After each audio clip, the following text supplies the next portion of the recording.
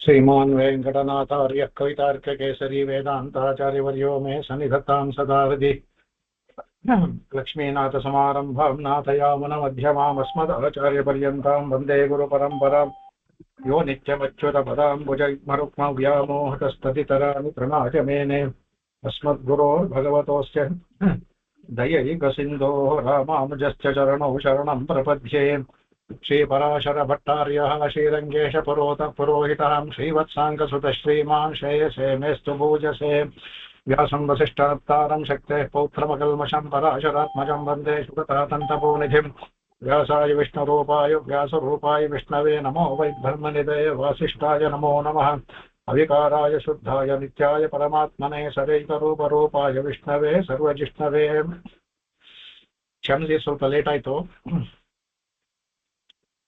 ಆತಾತ್ರ ಅದು ಮುಗಿಲಿಲ್ಲ ನೆನ್ನೆ ಇದು ಕ್ಯಾನ್ಸಲ್ ಆಯ್ತಲ್ಲ ಇವತ್ತು ಕ್ಯಾನ್ಸಲ್ ಮಾಡೋದು ಬೇಡ ಅಂತ ಹೇಳಿ ನಾನು ಇದು ಇವರು ಮಧ್ವ ಭಾಷ್ಯವನ್ನ ನೋಡೋದಕ್ಕೆ ವಸುರ್ವ ಸಮನ ಸತ್ಯ ಇದು ಪುಸ್ತಕಕ್ಕೆ ವಸುಹು ಅಂದ್ರೆ ಅದೇ ಅವನಿಗೆ ಭಗವಂತನಿಗೆ ಅವನ ಸರ್ವವ್ಯಾಪಿ ಅದರಿಂದ ಇವರು ಸುಮಾರು ಕೊಡ್ತಾರೆ. ವಸುಹು ಅಂದ್ರೆ ಸರ್ವವ್ಯಾಪಿ ಅಂತ ಅಂದ್ರೆ ಎಲ್ಲವನ್ನು ಆವರಿಸ್ಕೊಂಡಿರುವವನು. ಅವ್ಯಾಕೃತ ಆಕಾಶ ಪರಮ ವ್ಯೋಮ ಎಲ್ಲ ಇದು ಸಹ ಸರ್ವವ್ಯಾಪಿ ಇತಿ ವಸುಹು. ಎಲ್ಲ ಅಂದ್ರೆ ವಸತಿ ಅನ್ನೋದಕ್ಕೆ ಅದೇ ತರ ಅದಕ್ಕೆ ಇದು ಅದರಿಂದ ತನ್ನ ಯಾತಕ್ಕೆ ಅಂತ ಕರುಣೆಯಿಂದ ಎಲ್ಲಾ ಕಡೆ ವ್ಯಾಪನಾಗಿದ್ದಾನಂತೆ. ಯಾಕಂದ್ರೆ ಭಗವಂತನ ವ್ಯಾಪ್ತಿ ಇಲ್ದಿದ್ರೆ ಲೋಕದಲ್ಲಿ ಏನೂ ನಡೆಯೋದಿಲ್ಲ. ಎಲ್ಲೇ ಆಗ್ಲಿ ಎಲ್ಲಾ ಕಡೆ ಒಂದು ಕಾಡೆ ಆಗ್ಲಿ ಮೇಡೆ ಆಗ್ಲಿ ಎಲ್ಲಾ ಕಡೆ ಭಗವಂತನ ಇದ್ದಿದ್ರೆ ಮಾತ್ರ ಅಲ್ಲಿ ಚಲವಲನ ಇರುತ್ತೆ. ಹಾಗಾಗಿ ಎಲ್ಲವೂ ಇರ್ತಾನೆ. ಅದರಿಂದ ಅವನು ಭಗವಂತ ಹೊರಗಡೆಯೂ ಇರ್ತಾನೆ. ಇದು ಅಂತರ್ಬಹಿಶ್ಚ ತತ್ಸರ್ವಂ ವ್ಯಾಪ್ಯ ನಾರಾಯಣ ಸ್ಥಿತ. ಹೊರಗಡೆಯೂ ವ್ಯಾಪಿಸ್ಕೊಂಡಿದ್ದಾನೆ, ಒಳಗಡೆಯೂ ವ್ಯಾಪಿಸ್ಕೊಂಡಿದ್ದಾನೆ ಅವನು. ಅದರಿಂದ ಹೇಳ್ತಾರೆ ಕಡೆಗೆ. ಆಮೇಲೆ ಇನ್ನು ಹೇಳ್ತಾರೆ ಕಡೆಗೆ ಅಂದ್ರೆ ವಸತಿ ಆಚ್ಛಾದಯತಿ ಮಾಯಯ ಸರ್ವಂ ಇತಿ ವಸುಹು ಅಂತ ಕಡೆಗೆ. ಅಂದ್ರೆ ಅವನ್ ಭಗವಂತ ಎಲ್ಲವನ್ನೂ ಸಹ ತನ್ನ ಮಾಯೆಯಿಂದ ಆಚ್ಛಾದಯತಿ. ನಮಗೆ ಈ ಪ್ರಗತಿ ಮಂಡಲಕ್ಕೆ ಬಂದ ಮೇಲೆ ನಮ್ಮ ಹಿಂದದ ಯಾವುದು ಜ್ಞಾಪಕ ಇರೋದಿಲ್ಲ. ಅದು ಒಂದು ಅಂತ ಹೇಳ್ಬೋದು. ನಾವನ್ನ ಶರೀರವನ್ನು ಕೊಟ್ಟರು ಅದನ್ನ ಮುಚ್ಚಿಬಿಡ್ತಾನೆ, ಆಚ್ಛಾದಯತಿ. ಅದರಿಂದ ನಮಗೆ ಅದು ತನ್ನ ಮಾಯೆಯಿಂದ ಎಲ್ಲವನ್ನು ಮಾಡ್ತಾನೆ. ಅದರಿಂದ ವಸುಹು ಅಂದ್ರೆ ವಸದ್ ಆಚ್ಛಾದಯತಿ ಅನ್ನೋದೊಂದು ಸಹ ಎಲ್ಲವನ್ನು ಭಗವಂತ ಮಾಯೆಯಿಂದ ಮುಚ್ಚಿಬಿಡ್ತಾನೆ. ನಮಗೆ ಧರ್ಮಬುದ್ಧ ಜ್ಞಾನವೆಲ್ಲ ತುಂಬಾ ಕಮ್ಮಿ ಆಗ್ಬಿಡುತ್ತೆ. ಪರಿಪೂರ್ಣ ವಿಕಾಸ ಆಗೋದಿಲ್ಲ. ಅದು ಸಹ ನಮಗೆ ಒಂದು ವರತರನೇ. ಇಲ್ಲಿ ಇದ್ದ ನಮಗೆ ಹಿಂದಿನ ಜನ್ಮದೆಲ್ಲ ತಿಳಿದ್ರೆ ಬಹಳ ಕಷ್ಟಪಡ್ತೀವಿ. ಅದಕ್ಕೆ ಯಾವುದನ್ನು ತಿಳಿಯೋದಿಲ್ಲ ಅಂತಾರೆ. ಆಮೇಲೆ ವರಾನ್ ಸೂತೆ ಇತಿ ವಸುಹು. ವರವನ್ನ ಕೊಡ್ತಾನೆ, ಅದರಿಂದ ವಸುಹು ಅಂತ. ಭಕ್ತರು ಕೇಳಿದ ವರಗಳನ್ನೆಲ್ಲ ಕೊಡ್ತಾನಲ್ಲ, ಅದರಿಂದಲೂ ಸಹ ಅದನ್ನ ಹೇಳ್ಬೋದು ಅಂತ ಹೇಳ್ತಾರೆ ಕಡೆಗೆ ಅವನು. ಆಮೇಲೆ ಆತ್ಮನ ವ್ಯಾಪ್ನೋತಿ ಮಾಯಯ ಬಧ್ನಾತಿ ಸರ್ವಂ ಇತಿ ವಸುಹು. ಆಮೇಲೆ ಆತ್ಮನ ವ್ಯಾಪ್ನೋತಿ ಅವನು ಎಲ್ಲವನ್ನೂ ಕಡೆ ಇರೋದ್ರಿಂದ ತನ್ನ ಆತ್ಮದಿಂದ ಭಗವಂತನ ಆತ್ಮಶಕ್ತಿಯಿಂದ ಎಲ್ಲಾ ಕಡೆ ವ್ಯಾಪಿಸಾಗಿದ್ದಾನೆ. ನಮ್ಮನ್ನ ಮಾಯಯ ಬಧ್ನಾತಿ. ಇಲ್ಲಿ ಪ್ರಗತಿ ಮಂಡಲದಲ್ಲಿ ತನ್ನ ಮಾಯೆಯಿಂದ ನಾವಿಲ್ಲಿ ಕಟ್ಟಲ್ಪಟ್ಟಿದ್ವಿ. ನಾವು ಮಾಡ್ಕೊಂಡಿದ್ದೇ ಅದು. ಅದರಿಂದ ಭಗವಂತ ಯಾಕೆಂದ್ರೆ ನಾವು ನಮ್ಮ ಪಾಪಗಳನ್ನ ಕಳೆಯುವವರೆಗೆ ಮತ್ತೆ ಅಲ್ಲಿ ಹೋಗಿ ಸಾಧ್ಯವಿಲ್ಲ. ಹಾಗಾಗಿ ಇಲ್ಲಿ ನಮ್ಮಲ್ಲಿ ಕಟ್ಟಾಕಿದ್ದಾನೆ. ನಾವು ಅದನ್ನ ಬಿಡಿಸ್ಕೊಳ್ಳೋಕೆ ಪ್ರಯತ್ನವನ್ನು ಮಾಡಬೇಕು. ಅದರಿಂದಲೂ ಸಹ ವಸುಹು ಅಂತ ಹೇಳ್ತಾ ಕಡೆಗೆ. ಆಮೇಲೆ ವಸುಹು ಅಂತ ಹೇಳ್ತಾರೆ. ವಸುಗಳಲ್ಲಿ ವೃಷ್ಣೇನಾಮ ಅಹಂ ವಸು ಅಂತ. ವಸುಗಳಲ್ಲಿ ನಾ ಇರೋದ್ರಿಂದಲೂ ಅವನು ಅದನ್ನು ಸಹ ವಸು ಅಂತ ಹೇಳ್ಬೋದು. 7 ವಸುದೇವ ಹೇಳ್ತಾರಲ್ಲ, ಅದರಿಂದಲೂ ಸಹ ನಾವು 8 ವಸುಗಳು, ಅಷ್ಟವಸುಗಳು. ಅದರಿಂದಲೂ ಹೇಳ್ತಾರೆ. ಅದಕ್ಕೆ ಇವರು ಒಂದು ಚೆನ್ನಾಗಿ ತೋರಿಸಿದ್ದಾರೆ. ಈ ವಸುಗಳು ಅಂತ ಹೇಳಿದ ತಕ್ಷಣ ಇಲ್ಲಿ ಈ ವಿಷ್ಣು ಪುರಾಣದಲ್ಲಿ ಬರುತ್ತೆ, ಭಾಗವತದಲ್ಲಿ ಬರುತ್ತೆ, ಭಾರತದಲ್ಲಿ ಆದಿಪರ್ವದಲ್ಲಿ ಬರುತ್ತೆ, ಆಮೇಲೆ ಹರಿವಂಶದಲ್ಲಿ ಬರುತ್ತೆ. ಒಂದೊಂದು ಕಡೆ ಒಂದೊಂದು ವ್ಯತ್ಯಾಸ ತೋರಿಸಿದೆ. ಅಂದ್ರೆ ಒಂದೇ ಇಲ್ಲ. ಹೇಗೆ ಮನ್ವಂತರಾದಿಗಳು ಹೇಳಿದಾಗ ವ್ಯತ್ಯಾಸಗಳಿದೆಯೋ ಇಲ್ಲೋ. ಯಾಕೆಂದ್ರೆ ಇಲ್ಲಿ ಅವ್ರು ಹೇಳ್ತಾರೆ ಯಾವುದೂ ಅದಿಲ್ಲ. ಒಂದೊಂದು ಇದರಲ್ಲಿ ಒಂದೊಂದು ಯುಗದ ಪುನರಾವೃತ್ತಿ ಆಗುತ್ತಲ್ಲ, ಒಂದೊಂದು ಕಲ್ಪ ಆಗುತ್ತಲ್ಲ, ಒಂದೊಂದು ಕಲ್ಪದಲ್ಲೂ ಸ್ವಲ್ಪ ವ್ಯತ್ಯಾಸ ಆಗುತ್ತೆ ಅಂತ ಹೇಳ್ತಾರೆ. ಅದು ಅಷ್ಟೇ ಹೆಸರು ಕೇಳೋದಕ್ಕಾದ್ರೆ ಚೆನ್ನಾಗಿ ತಿಳ್ಕೊಳ್ಳಿ. ವಿಷ್ಣು ಪುರಾಣದಲ್ಲಿ ಒಂದೇ ಇದರಲ್ಲಿ ಅಂಶದಲ್ಲಿ ಬರುತ್ತೆ. ಅದು ಯಾರಪ್ಪ ಅಂತಂದ್ರೆ ಆಪಹ ಧ್ರುವಃ ಸೋಮಃ ಧರ್ಮಃ ಅವಿಲಃ ಅನಲಹ, ಪ್ರದ್ಯುಷಃ, ಪ್ರಪಾಶಃ ಅಂತ ಇವರು 8 ಅಷ್ಟವಸುಗಳು ಅಂದ್ಬಿಟ್ಟು ಹೇಳ್ತಾರೆ ಅದಕ್ಕೆ. ಆಮೇಲೆ ಭಾಗವತದಲ್ಲಿ ದ್ರೋಣಃ, ಪ್ರಾಣಃ, ಧ್ರುವಃ, ಅರ್ಕಃ, ಅಗ್ನಿ, ದೋಷಃ, ವಸುಹು, ವಿಭಾವಸುಹು. ನೋಡಿ, ಮೇಲೆ ಯಾವುದೋ ಅದರಲ್ಲಿ ಬರೋದಿಲ್ಲ, ಇದು ಬೇರೆನೇ ಇದೆ ಅದು. ಹಾಗಾಗಿ ಇದರಲ್ಲಿ ಭಾಗವತದಲ್ಲಿ ಬರುವಂತ ಅಷ್ಟವಸುಗಳು ಬೇರೆ ಅದರಲ್ಲಿ. ಆಮೇಲೆ ಮಹಾಭಾರತದ ಆದಿಪರ್ವದಲ್ಲಿ ಬರ್ಬೇಕಾದ್ರೆ ತರಹ, ಧ್ರುವಃ, ಸೋಮಃ, ಆಮೇಲೆ ಅಹಹ, ಅನಿಲಃ, ಅನಲಃ, ಪ್ರದ್ಯುಷಃ, ಪ್ರಪಾಶಃ, ಕೆಲವು ಸಾಮಾನ್ಯವಾಗಿ ಕೆಲವು ಬರಿದೆ. ಇದು ಭಾಗವತದಲ್ಲಿ ಆ ಥರ ಹೇಳಿದೆ. ಹರಿವಂಶದಲ್ಲಿ ಹೇಳ್ಬೇಕಾದ್ರೆ ಅದೇ ಅವರೇ ಮಹಾಭಾರತವನ್ನು ಬರೆದವರೇ ಹರಿವಂಶವನ್ನು ಬರೆದರು. ಆ ಹರಿವಂಶದಲ್ಲಿ ಏನ್ ಹೇಳಿದೆ ಅಂದ್ರೆ ಆಪಹ, ತರಹ, ಧ್ರುವಃ, ಆಮೇಲೆ ಸೋಮಃ, ಅನಿಲಃ, ಅನಲಃ, ಪ್ರದ್ಯುಷಃ, ಪ್ರಪಾಶಃ. ಅದು ಹೆಚ್ಚು ಕಡಿಮೆ ಎಲ್ಲವೂ ಸಹ ವಿಷ್ಣು ಪುರಾಣದಾಗ ಹೇಳಿದಾಗೆ ಬಂದೆ. ಆ ತರಹ ಅಂತ ಒಂದು ಇದೆಲ್ಲ ಅದೊಂದು ಮಾತ್ರ ಬೇರೆ. ಆಮೇಲೆ ಅದರಲ್ಲಿ ಧರ್ಮ ಹೇಳಿದೆ, ಇಲ್ಲಿ ಅನಿಲವನ್ನು ಹೇಳಿದೆ ಅಷ್ಟೇ. ಅದ್ಬಿಟ್ಟ ಅಂದ್ರೆ ಬೇರೆ ಏನು ಸಹ ವ್ಯತ್ಯಾಸವಿಲ್ಲ. ಅದನ್ನ ಈ ತರ ಇದ್ರು ಈ ವಸುಗಳಲ್ಲಿ ವಾಸ ಮಾಡೋದ್ರಿಂದ ವಸುಹು ಎಲ್ಲ ವಸುಗಳು. ಭೀಷ್ಮರಿಗೂ ಸಹ ಒಂದು ಅಷ್ಟವಸುಗಳಲ್ಲಿ ಒಬ್ಬರಾಗಿದ್ದವರು. ಅವರು ಒಂದು ಶಾಪದಿಂದ ಅವತಾರ ಮಾಡಿರ್ತಾರೆ ಇಲ್ಲಿ ಅವರು. ಆಮೇಲೆ ವಸುಮನಾಹ, ವಸುಮನಾಹ ಅಂತ ಹೇಳ್ತಾರೆ. ವಸುಮನಃ ಭಕ್ತ ಸಮರ್ಪಿತ ವಸೂನಿ ತೋಯೇ ದ್ರವ್ಯೇ ವಾ ಶಮಂತಕ ಮಣಿವ ಮನೋ ಯಸ್ಯ ಸಹ ತಥಾ. ಭಗವಂತ ವಸುಮನಾಹ ಅಂತಂದ್ರೆ ಭಕ್ತರು ಸಮರ್ಪಿಸುವ ಯಾವುದನ್ನೇ ಆದ್ರಿ ಅವನಿಗೆ ವ್ಯತ್ಯಾಸ ಇಲ್ಲ. ಅವನಿಗೆ ಫಲಂ ಪುಷ್ಪಂ ಪತ್ರಂ ತೋಯಂ ಅಂತ ಹೇಳಿದಾಗೆ ಯಾವುದು ಅದು ಹೇಳ್ತಾರೆ. ಅದಕ್ಕೆ ವಸು ಅಂತ ಐಶ್ವರ್ಯ ಅಂತ. ಅದರಲ್ಲಿ ಹೇಳ್ತಾರೆ ತೋಯೆ, ನೀರೇ ಆಗ್ಲಿ, ದ್ರವ್ಯ ಯಾವ್ದೋ ದ್ರವ್ಯವೇ ಆಗ್ಲಿ, ಏನೋ ಅಡುಗೆ ಏನ್ ಮಾಡ್ತೀವಿ ಸಮರ್ಪಿಸ್ತೀವಿ. ಇಲ್ಲ ಶಮಂತಕ ಮಣಿ, ಇಲ್ಲ ಅತ್ಯಂತ ಉತ್ತಮವಾದ ಶಮಂತಕ ಮಣಿ ಆಗ್ಲಿ, ಯಾವ್ದನ್ನು ಕೊಟ್ರ ಅವನ ಮನೋ ಯಸ್ಯ ಎಲ್ಲವನ್ನು ಒಂದೇ ತರ ಸ್ವೀಕಾರ ಮಾಡ್ತಾನೆ. ಇವರು ನೀರನ್ನು ಕೊಟ್ಟರು ಅಂತ ಅವ್ರಿಗೆ ಕಡಿಮೆ ಫಲ ಇಲ್ಲ, ಶಮಂತಕಮಣಿ ಕೊಟ್ಟರು ಅಂತ ಹೆಚ್ಚಿನ ಫಲವಿಲ್ಲ. ಒಂದು ಸಲ ಭಕ್ತಿ ಎಷ್ಟಿದೋ ಅದ್ರ ಕಾಲ ಕೊಡ್ತಾನೆ. ಆ ನೀರನ್ನ ಕೊಡೋದು ಭಕ್ತಿ ಹೆಚ್ಚಾಗಿದ್ರೆ ಅವ್ರಿಗೆ ಹೆಚ್ಚು ಫಲವನ್ನ ಕೊಡ್ತಾನೆ. ಶಮಂತಕಮಣಿಯವರು ಗರ್ವದಿಂದ ನನಗೆ ಐಶ್ವರ್ಯ ಇದೆ, ನಾ ಭಗವಂತನಿಗೆ ಕೊಡ್ತೀನಿ ಕೊಟ್ಟರೆ ಅದು ಯಾವ ಭಗವಂತನೇ ಅದಕ್ಕೆ ಬೆಲೆನೇ ಇಲ್ಲ. ಅದರಿಂದ ವಸುಮನಾಹ, ಅದರಿಂದ ಯಾರು ಏನು ಕೊಟ್ಟರು ಸಮಾನವಾಗಿ ಸ್ವೀಕರಿಸುವ ಮನಸ್ಸುಳ್ಳವನು, ಅದರಿಂದ ವಸುಮನಾಹ ಅಂತ ಒಂದು ಅದ್ಭುತವಾಗಿ ತೋರಿಸ್ಕೊಡ್ತಾರೆ. ಆಮೇಲೆ ವಸು ಅಂದ್ರೆ ವಸುಗೆ ತುಂಬಾ ಶಬ್ದ ಇದೆ. ವಸು ವಸತಿ, ವಸು ಶೋಭನಂ, ಆಮೇಲೆ ವಸು, ಆಮೇಲೆ ಐಶ್ವರ್ಯ, ಅದಕ್ಕೆ ತುಂಬಾ ಅರ್ಥ ಇದೆ. ಇನ್ನೊಂದು ಹೇಳ್ತಾರೆ ಇವರು ವಸು ಅಂದ್ರೆ ಶೋಭನಂ ಅಂತ ಅರ್ಥ ಇದೆ ಅದಕ್ಕೆ. ಅಂದ್ರೆ ಶೋಭನಂ ಮನಃ ಯಶ್ಚ ಸಹ ವಸುಮನಾಹ. ಯಾರ ಮನಸ್ಸು ಶೋಭಾಯಮಾನವಾಗಿದೆಯೋ, ಶೋಭನವಾಗಿದೆಯೋ ಅಂದ್ರೆ ಯಾವೊಂದು ಕಳಂಕವೂ ಇಲ್ಲದೆ, ದ್ವೇಷ ಅಸೂಯಾದಿ ಯಾವುದೂ ಇಲ್ಲದೆ ಇರ್ತಾರೆ ಶೋಭನವಾಗಿರುತ್ತೋ ಅಂತಹ ಮನಸ್ಸುಳ್ಳವನಾದ್ರಿಂದ ಭಗವಂತನಿಗೆ ವಸುಮನಾಹ ಅಂತ ಹೇಳ್ತಾರೆ. ಆಮೇಲೆ ಭಕ್ತಾನ್ ಮಮ ನಿಧಿ ಇತಿ ಮತ್ವ ರಕ್ಷಯತಿ ಇತಿ ವಸುಹು. ವಸು ರಕ್ಷಣೆ ಅಂತಿದೆ. ಅದರಿಂದ ಭಕ್ತರನ್ನ ಮಮ ನಿಧಿ ಇತಿ ಮತ್ವ, ಭಕ್ತರು ನನ್ನ ನಿಧಿ ಅಂತ ತಿಳ್ಕೊಂಡು ಭಗವಂತ ಏನ್ ಮಾಡ್ತಾನೆ, ರಕ್ಷಯತಿ ನಮ್ಮನ್ನೆಲ್ಲ ಕಾಪಾಡ್ತಾನೆ. ಅದರಿಂದ ವಸುಹು, ಭಕ್ತರನ್ನ ತನ್ನ ನಿಧಿ ಅಂತ ತಿಳ್ಕೊಳ್ತಾನಂತೆ ಭಗವಂತ. ತಿಳ್ಕೊಂಡು ಈ ನಿಧಿಯನ್ನು ಹೇಗೆ ನಾವೊಬ್ರು ಕಾಪಾಡ್ತಾರೋ ಆ ತರ ನಮ್ಮನ್ನ ಕಾಪಾಡ್ತಾನೆ. ಅದರಿಂದಲೂ ಸಹ ವಸುಹು. ತುಂಬಾ ಅದ್ಭುತವಾದ ಕೆಲವೆಲ್ಲವೇ ಇದನ್ನ ಹೇಳ್ತಾರೆ.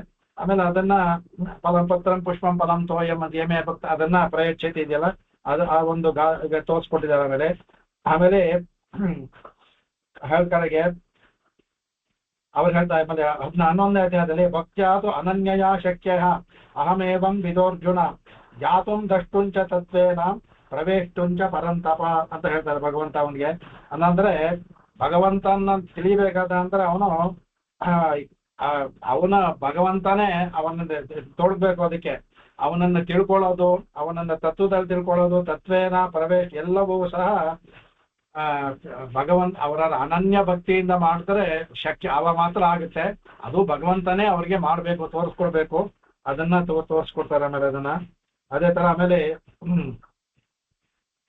ಅದರಲ್ಲಿ ಇವರೊಂದು ಕಥೆಯನ್ನ ಹೇಳ್ತಾರೆ ಕಡೆಗೆ. ಅಂದ್ರೆ ಭಗವಂತನಿಗೆ ಹೇಳ್ದಲ್ಲ, ಅನನ್ಯ ಭಕ್ತಿಯಿಂದ ಮಾತ್ರ ಭಗವಂತ ಒಲಿತಾನೆ, ಬೇರೆ ಯಾವುದಕ್ಕೂ ಅಲ್ಲ ಅನ್ನೋದಕ್ಕೆ ಇವರು ಭವಿಷ್ಯೋತ್ತರ ಪುರಾಣದಲ್ಲಿ ಒಂದು ಕಥೆ ಬರುತ್ತೆ. ಆ ಕಥೆಯನ್ನ ಇಲ್ಲಿ ಹೇಳ್ತಾರೆ. ಅದು ಏನಪ್ಪಾ ಅಂದ್ರೆ ಒಬ್ಬ ಇವನು ಚಪ್ಲಿ ಹೊಲಿಯವನು, ಚರ್ಮ ಮಾಡ್ತಾನ, ಚಪ್ಲಿ ಹೊಲಿಯವನು ಇರ್ತಾನ. ಅವನೇನ್ ಮಾಡ್ತಾನೆ, ಬಹಳ ಅವನಿಗೆ ಇದರಲ್ಲಿ ಭಗವಂತನಿಗೆ ತಿರುಪತಿ ಶ್ರೀನಿವಾಸನ ಮೇಲೆ ಅತ್ಯಂತ ಭಕ್ತಿ ಅವನಿಗೆ, ಬಹಳ ಭಕ್ತಿ ಅವನಿಗೆ. ಆದ್ರೆ ಬಾಬಾ ಅವನ ಜೀವನ ನಡೆಸ್ತಾ ಏನೋ ಸ್ವಲ್ಪ ಸಿಕ್ಕಿದ ಎಲ್ಲೋ ಚಿಕ್ಕ ಜನ್ಮನಲ್ಲಿ ಇದೆಲ್ಲ ಮಾಡಿ ಅವನು ಅದರಲ್ಲಿ ಜೀವನ ನಡೆಸ್ತಾ ಇರ್ತಾನೆ. ಅದರಲ್ಲಿ ಬಂದಿದ್ದಲ್ಲಿ ತನಗೂ ಆಗ್ಬೇಕು. ಒಂದು ಸಲ ಏನ್ ಮಾಡ್ತಾನೆ, ನಾನೇ ಮಾಡ್ತಾ ಇದ್ದೇನೆ, ಭಗವಂತನ್ ಏನು ಕೊಡ್ಲಿವಲ್ಲ, ಈ ಸಲ ನಾ ಹಸುವಿದ್ರು ಪರವಾಗಿಲ್ಲ, ಪ್ರಾಣ ಬಿಟ್ಟರು ಪರವಾಗಿಲ್ಲ, ಒಂದೇ ಒಂದು ಚಪ್ಲಿ ಜೊತೆ ಇರುತ್ತೆ ಚಪ್ಲಿ, ಇದನ್ನ ಮಾರ್ಬಿಟ್ಟು ಇದು ಬಂದಿದ್ದನ್ನ ಭಗವಂತನ ಕಾಣಿಗೆಯಲ್ಲಿ ಹಾಕ್ತೀನಿ ನಾನು ಅಂತ ಅಂದ್ಕೊಂಡು ಹೇಳ್ತಾನೆ. ಒಂದಿನ 2 ದಿನ ಆದ್ರೂ ಸಹ ಯಾರು ತಗೊಳಕ್ಕೆ ಬರಲ್ಲ. ಕಡೆಗೆ ಅರ್ಧ ಬೆಲೆ ಮಾಡ್ತಾನಂತೆ, ಆದ್ರೂ ಯಾರು ತಗೊಳಕ್ ಬರಲ್ಲ. ಕಡೆಗೆ ಇವನ್ಗೆ 3-4 ದಿನ ಆಯ್ತು, ತುಂಬಾ ತ್ರಾಣ ಆಗಲ್ಲ. ಭಗವಂತ ನಾನು ನಿನಗೆ ಇದನ್ನ ಕೊಡ್ಬೇಕು ಅನ್ಕೊಂಡೆ, ನಿನ್ ಕಲ್ ಆಗೋದಿಲ್ಲ ಅನ್ಬಿಟ್ಟು ಏನ್ ಮಾಡ್ತಾನಂತೆ, ಹೊಸದು ಚಪ್ಲಿ ಅದು, ಅದನ್ನ ಒಂದು ಬಟ್ಟೆನಲ್ಲಿ ಸುತ್ತಬಿಟ್ಟು ಉಂಡಿನಲ್ಲಿ ಹಾಕ್ಬಿಡ್ತಾನಂತೆ. ಅದನ್ನ ಬಂದ್ಬಿಟ್ಟು ಹೇಳ್ತಾನಂತೆ, ಭಗವಂತ ನಾನು ತಪ್ಪು ಮಾಡಿದ್ರೆ ಕ್ಷಮಿಸು, ಆದ್ರೆ ನನಗೆ ಬೇರೆ ದಾರಿ ಕಾಣ್ಲಿಲ್ಲ, ಯಾರೂ ತಗೊಳಕ್ ಬರ್ಲಿಲ್ಲ, ಅರ್ಧ ಬೆಲೆ ಕೊಟ್ಟು ತಗೊಳಕ್ ಬರ್ಲಿಲ್ಲ, ನಿನಗೆ ಸಮರ್ಪಣೆ ಮಾಡ್ಬೇಕು ಅಂತದ್ದು ಮಾಡಿದ್ದೀನಿ ಅಂತ ಹೇಳ್ತಾರಂತೆ.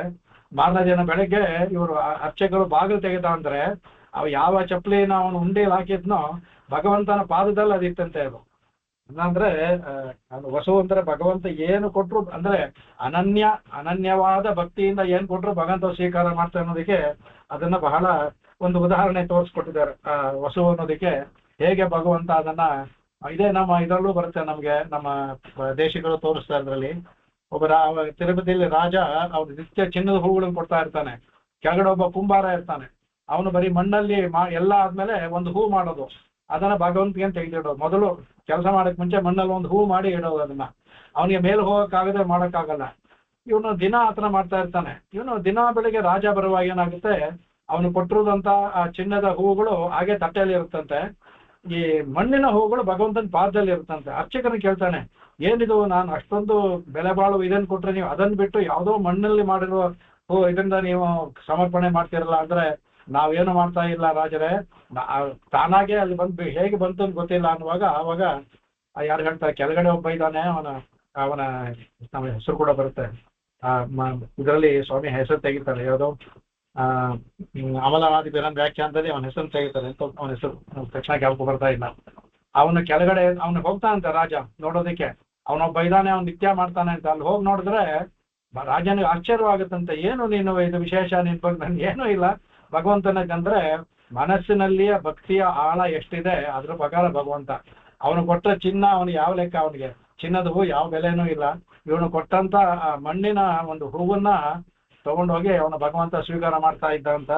ಅದರಿಂದ ವಸುಹು, ಭಕ್ತರು ಪ್ರೀತಿಯಿಂದ ಕೊಟ್ಟರನ್ನ ಅದೇ ಆಧಾರದಿಂದ ಯಾರು ಸ್ವೀಕಾರ ಮಾಡುವಂತಹ ಮನಸ್ಸು ಯಾರಿಗಿದೆಯೋ ಅವನು ವಸುಮನಃ, ಆತರ ಮನಸ್ಸುಳ್ಳವನು, ತಾರತಮ್ಯವಿಲ್ಲದೆ ಎಂಬುತ್ತ ಹೇಳ್ತಾರೆ. ಮೇಲೆ ಸತ್ಯ, ಈ ಸತ್ಯ ಅನ್ನೋದು ಇವ್ರದ್ದು ವ್ಯಾಖ್ಯಾನ ಮಾಡ್ಬೇಕಾದ್ರೆ 2 ಕ್ಲಾಸೇ ಬೇಕು. ನಾನು ಕೆಲವೊಂದು ಮಾತ್ರ ಹೇಳ್ತೇನೆ, ಸುಕ್ಕಾಪಣೆ ಮಾಡ್ಬಿಟ್ಟಿದ್ದಾರೆ. ಇದಕ್ಕೆ ಒಂದು 10 ಪೇಜು ಈ ಸತ್ಯ ಅನ್ನೋದಕ್ಕೆ ಮಾಡಿದ್ದಾರೆ. ನಾನು ಅಷ್ಟೆಲ್ಲ ಎಲ್ಲ ಮುಖ್ಯವಾದ ಯಾವ್ದೋ ಹೇಳ್ತೇನೆ. ತುಂಬಾ ಸತ್ಯ ಅನ್ನೋದಕ್ಕೆ ಚೆನ್ನಾಗೇನೋ ಇದೆ, ಬಟ್ ತುಂಬಾ ಇದಾಗಿದೆ ಅದು. ಕೆಲವೊಂದು ಮಾತ್ರ ಹೇಳ್ತೇನೆ, ಮುಖ್ಯವಾದ ಹೇಳ್ತೇನೆ. ತುಂಬಾ ಸತ್ಯ ಅನ್ನೋದಕ್ಕೆ ಅಂದ್ರೆ ಬಹಳ ದೀರ್ಘವಾದ ವ್ಯಾಖ್ಯಾನ ಮಾಡಿದ್ದಾರೆ. 5 ಪೇಜು 6 ಪೇಜು ಬರುತ್ತೆ ಸತ್ಯ ವ್ಯಾಖ್ಯಾನಕ್ಕೆ ಅನ್ನೋದು. ನನಗೆ ಇನ್ನು ಪೂರ್ತಿ ಓದಕ್ಕಾಗ್ಲಿಲ್ಲ, ಕೆಲವು ಮುಖ್ಯವಾದ ಮಾತ್ರ ಓದ್ದೆ ಅದಕ್ಕೆ. ಕಡೆಗೆ ಇವರ ಸತ್ಯ ಅಂದ್ರೆ ಸದ್ಭಾವಂ ಯಾಪಯತೀತಿ ಸತ್ಯ ಅಂದ್ರೆ ಭಗವಂತ ಎಲ್ಲರಲ್ಲೂ ಸದ್ಭಾವನೆಯನ್ನ ಉಂಟು ಮಾಡ್ತಾನೆ, ಯಾಪಯತಿಯಿಂದ ಉಂಟು ಮಾಡ್ತಾನೆ, ಅದರಿಂದ ಅವನು ಸತ್ಯ. ಜೀವಾತ್ಮರಲ್ಲಿ ಸದ್ಭಾವನೆಯನ್ನು ಉಂಟು ಮಾಡ್ತಾರೆ. ಎಲ್ಲರಿಗೂ ಯಾವಾಗಲೂ ಕೆಟ್ಟ ಭಾವನೆ ಇರೋದಿಲ್ಲ, ಕೆಲವರು ಯಾವಾಗಲೂ ಒಳ್ಳೆ ಭಾವನೆ ಇರುತ್ತೆ. ಈ ತರ ಒಳ್ಳೆ ಭಾವನೆಯನ್ನು ಉಂಟು ಮಾಡೋದು, ಯಾರು ಪ್ರಪನ್ನರಾಗ್ತಾರೋ, ಆಹಾರ ಶುದ್ಧಿ ಎಲ್ಲ ಇರುತ್ತೋ ಅವರಿಗೆ ಭಗವಂತ ಸದ್ಭಾವನೆ ಉಂಟು ಮಾಡ್ತಾನೆ. ಯಾಕೆಂದ್ರೆ ನಾವೆಲ್ಲರೂ ಈ ಪ್ರಕೃತಿ ಮಂಡಲದಲ್ಲಿ ಇರುವಂತ ಬ್ರಹ್ಮೇಶಾದಿ ಎಲ್ಲರೂ ಸಹ ಸುರವ್ರಜ ಶ್ರದ್ಧಾತ ದಾಸೀಗಣ ಎಲ್ಲರೂ ಸಹ ಈ ತ್ರಿಗುಣಾತ್ಮಕರೇ. ಏನು ಅಂದ್ರೆ ವ್ಯತ್ಯಾಸ ಇರುತ್ತೆ, ಅವರಲ್ಲಿ ಸತ್ವ ಜಾಸ್ತಿ ಇರುತ್ತೆ, ರಜಸ್ ತಮಸ್ ಕಮ್ಮಿ ಇರುತ್ತೆ. ನಮ್ಮಲ್ಲಿ ತಮಸ್ ಜಾಸ್ತಿ ಇರುತ್ತೆ, ಕೆಲವರಿಗೆ ರಜಸ್ ಜಾಸ್ತಿ ಇರುತ್ತೆ. ಸತ್ವ ಇಲ್ಲಿ ಇರೋದ್ರಲ್ಲಿ ಅದರಿಂದ ಆ ಗುಣ ಸಂಪನ್ನರಾಗಿರ್ತಾರೆ. ಅದರಿಂದ ಇವನು ಆ ತರ ಯಾರನ್ನ ಭಗವಂತ ಕಾಪಾಡಬೇಕು ಅಂತಾನ ಅವ್ರಿಗೆ ಅವರ ಸ್ವಲ್ಪ ಸತ್ವಗುಣ ವೃದ್ಧಿ ಆಗೋ ಹಾಗೆ ಮಾಡಿ ಸದ್ಭಾವವನ್ನು ಕೊಡ್ತಾನೆ. ಅದ್ ಹೇಳ್ತಾರೆ, ಸದ್ಭಾವಂ ಯಾಪಯೇತ್ಯಸ್ಮಾತ್ ಸತ್ಯಂ ತತ್ತೇನ ಕಥ್ಯತೆ ಅಂದ್ಬಿಟ್ಟು ಅಂತ. ಸದ್ಭಾವವನ್ನು ಎಲ್ಲರೂ ಯಾರು ಉಂಟು ಮಾಡ್ತಾರೋ ಅವನನ್ನ ಸತ್ಯ ಅಂತ ಐತಿ ಹೇಳ್ತಾರೆ ಅಂದ್ಬಿಟ್ಟು ವ್ಯಾಖ್ಯ ಇದೆ. ಅದನ್ನ ಹೇಳ್ತಾರೆ ಕಡೆಗೆ ಮೇಲೆ. ಅದನ್ನ ಹೇಳ್ತಾರೆ ಕಡೆಗೆ. ಆಮೇಲೆ ಐತರೇಯ ಉಪನಿಷದಲ್ಲಿ ಏವಂ ವೇದ ಸತ್ಸತ್ಯಂ ಸದಿತಿ ಅಂತ. ಇದು ಈ ಸತತಿ ಎಂ ಇದು ಶಂಕರರು ಇದು ವ್ಯಾಖ್ಯಾನ ಮಾಡಿದ್ರು, ಪರಾಶರ ಭಟ್ರು ಹೇಳಿದ್ರು. ಅದನ್ನ ಹೇಳ್ತಾರೆ ಕಡೆಗೆ. ಅಂದ್ರೆ ಇಲ್ಲಿ ಇವ್ರೇನ್ ಮಾಡ್ತಾರೆ, ಸ್ವಲ್ಪ ಹೇಳ್ತಾರೆ. ಸತ್ ಅಂದ್ರೆ ಇವರು ಸರ್ವೋತ್ತಮ ಅಂತ ಮಾಡ್ತಾರೆ, ಸತೆ ಅಂತ ಸರ್ವೋತ್ತಮ ಅಂತ ಮಾಡ್ತಾರೆ. ತಿ ಅಂದ್ರೆ ಪರಿಪೂರ್ಣ ಅಂತ ಮಾಡ್ತಾರೆ. ಅಲ್ಲಿ ಸತೆ ತಿ ಅಂದ್ರೆ ಪರಿಪೂರ್ಣ ಮಾಡ್ತಾರೆ. ಎಂ ಅಂದ್ರೆ ಅಲ್ಲಿ ಆದಿತ್ಯ ಅಂತ ಮಾಡಿದ್ರು, ಇವರು ಸರ್ವಜ್ಞ ಅಂತ ಮಾಡ್ತಾರೆ ಇದರಲ್ಲಿ. ಅಂದ್ರೆ ಅವರು ಅವ್ರ ಭಾಷೆಯಲ್ಲಿ ಹೇಳಿದ್ದಕ್ಕೆ ಈ ಸತ್ಯಕ್ಕೆ ಹೇಳ್ತಾರೆ. ಇದು ಮಧ್ವರ ಭಾಷ್ಯ. ಸಹ ಏಷಃ ಭಗವಾನ್ ವಿಷ್ಣು ಸತ್ಯಂ ಇತಿ ಅಭಿಧೀಯತೆ ಸರ್ವೋತ್ತಮತ್ವಾತ್ ಪೂರ್ಣತ್ವಾತ್ ಸರ್ವಜ್ಞತ್ವಾತ್ ತಥೈವ ಚ. ಐತರೇಯ ಉಪನಿಷತ್ತಿಗೆ ಈ ಮಂತ್ರಕ್ಕೆ ವ್ಯಾಖ್ಯಾನ ಮಾಡ್ಬೇಕಾದ್ರೆ ಮಧ್ವರು ನಾ ಹೇಳಿದ ಶ್ಲೋಕವನ್ನು ಹೇಳಿದ್ದಾರೆ. ಅವನು ಸರ್ವೋತ್ತಮನಾದ್ರಿಂದ ಸತ್, ಆಮೇಲೆ ಪೂರ್ಣತ್ವಾತ್ ಪರಿಪೂರ್ಣನಾದ್ರಿಂದ ಅದು ತಿ, ಆಮೇಲೆ ಸರ್ವಜ್ಞತ್ವಾತ್ ಅನ್ನೋದು ಎಂ, ಅದರಿಂದ ಅವನು ಸರ್ವಜ್ಞ ಎಲ್ಲ, ಆದ್ರಿಂದ ಅವನಿಗೆ ಸತ್ಯ ಅಂತ ಹೆಸರು ಬಂದಿದೆ ಅಂದ್ಬಿಟ್ಟು ಅದರಿಂದ ತೆಗೆದುಕೊಡ್ತಾನೆ ಆಮೇಲೆ ಕಡೆಗೆ. ಆಮೇಲೆ ತತ್ ಸತ್ಯಂ ಇತಿ ಆಚಕ್ಷತೆ ಅಂತ ಇನ್ನೊಂದು ಶ್ರುತಿಯಲ್ಲಿ ಬರ್ತಾರೆ. ಅದಕ್ಕೆ ಭಗವಂತನ ಅದರಿಂದ ತತ್ ಸತ್ಯಂ ಇತಿ ಆಚಕ್ಷತೆ ಅದರಿಂದ ಕೊಂಡಾಡ್ಕೊಡ್ತಾರೆ ಅಂತ ಹೇಳ್ತಾರೆ. ಆಮೇಲೆ ಹೇಳ್ತಾರೆ ಮೇಲೆ ನಿತ್ಯ ಸಾಧು ಗುಣವ್ಯಾಪ್ತತ್ವಾತ್ ಯಂತ್ರತ್ವಾತ್ ವಾ ಸತ್ಯ. ಅವನು ಎಲ್ಲರಲ್ಲೂ ಭಗವಂತನಲ್ಲಿ ನಿತ್ಯ ಸಾಧು ಗುಣ ಅವನ ಯಾವಾಗಲೂ ನಿತ್ಯ ಸಾಧು ಗುಣ ಯಾವಾಗಲೂ ಇರ್ತವೆ.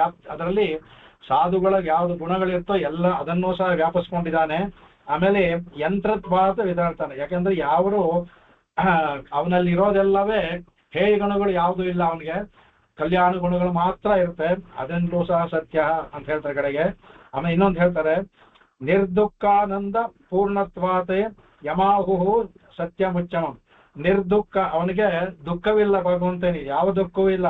ಆಮೇಲೆ ಆನಂದ ಪೂರ್ಣತ್ವಾತ್, ದುಃಖವೂ ಇಲ್ಲ ಆನಂದವೂ ತುಂಬಿದೆ. ಅದಕ್ಕೆ ಯಂ ಆಹುಹು, ಯಾರಿಗೆ ಅದಿದೆಯೋ ಅವನು ಸತ್ಯಂ ಅಚ್ಯುತ, ಅವನೇ ಸತ್ಯ ಅಚ್ಯುತ ಅಂದ್ಬಿಟ್ಟು ಅದೊಂದು ಮಾಡ್ತಾರೆ ಕಡೆಗೆ. ಅದರಿಂದ ಸತ್ಯ ಅಂತ ಹೇಳ್ತಾರೆ. ಅದನ್ನ ಇದೆಲ್ಲ ಐತರೇಯ ಉಪನಿಷತ್ತು ಹೇಳ್ತಾರೆ. ಇನ್ನೊಂದು ಅವ್ರು ಹೇಳಿದಂತೆ ಸತ್ಯಾನೆಗೆ ಸತಿ ಅನ್ಬೇಕಾದಂದ್ರೆ ಅದನ್ನು ಹೇಳ್ಕೊಟ್ಟಿದ್ದಾರೆ. ಸತ್ ಅಂದ್ರೆ ಪ್ರಾಣ, ತಿ ಅಂದ್ರೆ ಅನ್ನ, ಎಂ ಅಂದ್ರೆ ಆದಿತ್ಯ. ಅದು ಹೇಳ್ದಲ್ಲ ಅದನ್ನೇ ಹೇಳ್ತಾರೆ. ಪ್ರಾಣಾನ್ನಾದಿತ್ಯ ನಿಯಾಮಕತ್ವಾತಿ ಸತ್ಯ ತತ್ ಸತ್ವಂ ಸದಿತಿ ಪ್ರಾಣಸ್ಥೀಯತ್ಯನ್ನಂ. ಇದು ಐತರೇಯ ಉಪನಿಷತ್ ಬರೋದು. ಯಮಿತ್ಯೌ ಅಸಾವಾದಿತ್ಯ ಅಂತ. ಯಾರು ಆದಿತ್ಯನಲ್ಲಿದ್ದಾನೋ, ಯಾರು ಪ್ರಾಣನಲ್ಲಿದ್ದಾನೋ, ಯಾರು ಅನ್ನ ಅವನಿಂದ ಉಂಟಾಗುತ್ತೋ ಅದರಿಂದ ಸ ತಿ ಎಂ ಅಂತ ಮುಗಿಸ್ಬಿಟ್ಟು ಐತರೇಯದಲ್ಲಿ ಬಿಡಿಸುವಂಥದ್ದು. ಒಂದು ಮೇಲರ್ಥ ಅಂತ ಹೇಳಿದ್ರು ಪರಿಪೂರ್ಣ, ಮತ್ತೆ ಅವನು ಸರ್ವೋತ್ತಮ, ಮತ್ತೆ ಸರ್ವಜ್ಞ ಅಂತ ಹೇಳಿದ್ರು. ಇನ್ನೊಂದು ಅರ್ಥವನ್ನ ಪ್ರಾಣ, ಅನ್ನ, ಮತ್ತೆ ಅವನು ಆದಿತ್ಯನಲ್ಲಿ ಇರುವವನು, ಅದರಿಂದಲೂ ಅವನು ಸತ್ಯ ಅಂತ ಹೇಳ್ತಾರೆ ಕಡೆಗೆ. ಯಾಕೆ ಅಂದ್ರೆ ಹೇಳ್ತಾರೆ ಅದಕ್ಕೆ ಆದಿತ್ಯ ಪುರಾಣದಲ್ಲಿ ಬರುತ್ತೆ. ಯಾಕಪ್ಪ ಅವನು ಸತ್ಯ ಅಂತ ಹೇಳಿದ್ರೆ, ಸತ್ಯೇಶಂ ಸತ್ಯ ಸಂಕಲ್ಪಂ ಸತ್ಯಂ ಸತ್ಯವ್ರತಂ ಹರಿಂ ಸತ್ಯಚರ್ಯಂ ಸತ್ಯಯೋನಿಂ ಸತ್ಯಶೀರ್ಷಂ ಅಹಂ ಭಜೆ ಅಂದ್ಬಿಟ್ಟು ಅದ್ರಲ್ಲಿ ಆದಿತ್ಯ ಪುರಾಣ ಬರುತ್ತೆ. ನಾನು ಭಜನೆ ಯಾರನ್ನಪ್ಪ ಅಂದ್ರೆ ಸತ್ಯೇಶಂ, ಸತ್ಯಕ್ಕೆ ಈಶನಾಗಿದ್ದಾನೆ. ಸತ್ಯ ಅನ್ನೋದು ಅವನಿಗೆ ಅದಕ್ಕೆ ಈಶನಾಗಿದ್ದಾನೆ. ಸತ್ಯ ಸಂಕಲ್ಪಂ, ಯಾವಾಗಲೂ ಸತ್ಯ ಸಂಕಲ್ಪನೆ ಉಳ್ಳವನು. ಸತ್ಯಂ ಅಂದ್ರೆ ಅವನು ಸತ್ಯ ಅಂದ್ರೆ ಇಲ್ಲೇನ್ ಮಾಡ್ತಾರೆ, ಸತ್ಯ ಅಂದ್ರೆ ವೇದವನ್ನ ಬರೀ ಸತ್ಯಂ ಅಂದ್ರೆ ಅವನು ವೇದ ಅಂದ್ರೆ ಅವನು ಸತ್ಯವ್ರತಂ ಹರಿಂ ಅನ್ಬೇಕಂದ್ರೆ ಸತ್ಯವನ್ನೇ ಉಳ್ಳವನು, ವೇದಗಳಿಗೆಲ್ಲ ಅವನೇ ಕಾರಣ ಆಗಲ್ಲ, ಅದರಿಂದ ಅದು ಅಂತ. ಆಮೇಲೆ ಸತ್ಯವ್ರತಂ, ಅವನ ವ್ರತವೇ ಸತ್ಯ. ಅದು ಭಗವಂತ ಎಲ್ಲಾರನ್ನೂ ಕಾಪಾಡೋದು ಹೇಳ್ತಾನೆ, ನನ್ನ ವ್ರತ ಅಂತ ಹೇಳ್ತಾನೆ. ಅದರಿಂದ ಸತ್ಯವ್ರತ, ಅವನು ಎಲ್ಲರನ್ನೂ ಕಾಪಾಡೋದೇ ವ್ರತವಾಗಿಟ್ಟುಕೊಳ್ಳೋದು. ಯಾರಪ್ಪ, ಅವನೇ ಹರಿಂ. ಆಮೇಲೆ ಸತ್ಯಚರ್ಯಂ, ಅವನ ಚರ್ಯೆಯಿಂದ ನಡೆದ ಎಲ್ಲವೂ ಸತ್ಯವಾಗಿಯೇ ಇರುತ್ತೆ ಅವನು. ಆಮೇಲೆ ಸತ್ಯ ಯೋನಿಂ, ಸತ್ಯಕ್ಕೆ ಯೋನಿಯಾಗಿದ್ದಾನೆ, ಕಾರಣನಾಗಿದ್ದಾನೆ ಅನ್ಬೇಕಾದ್ರೆ ಹೇಳ್ತಾರೆ.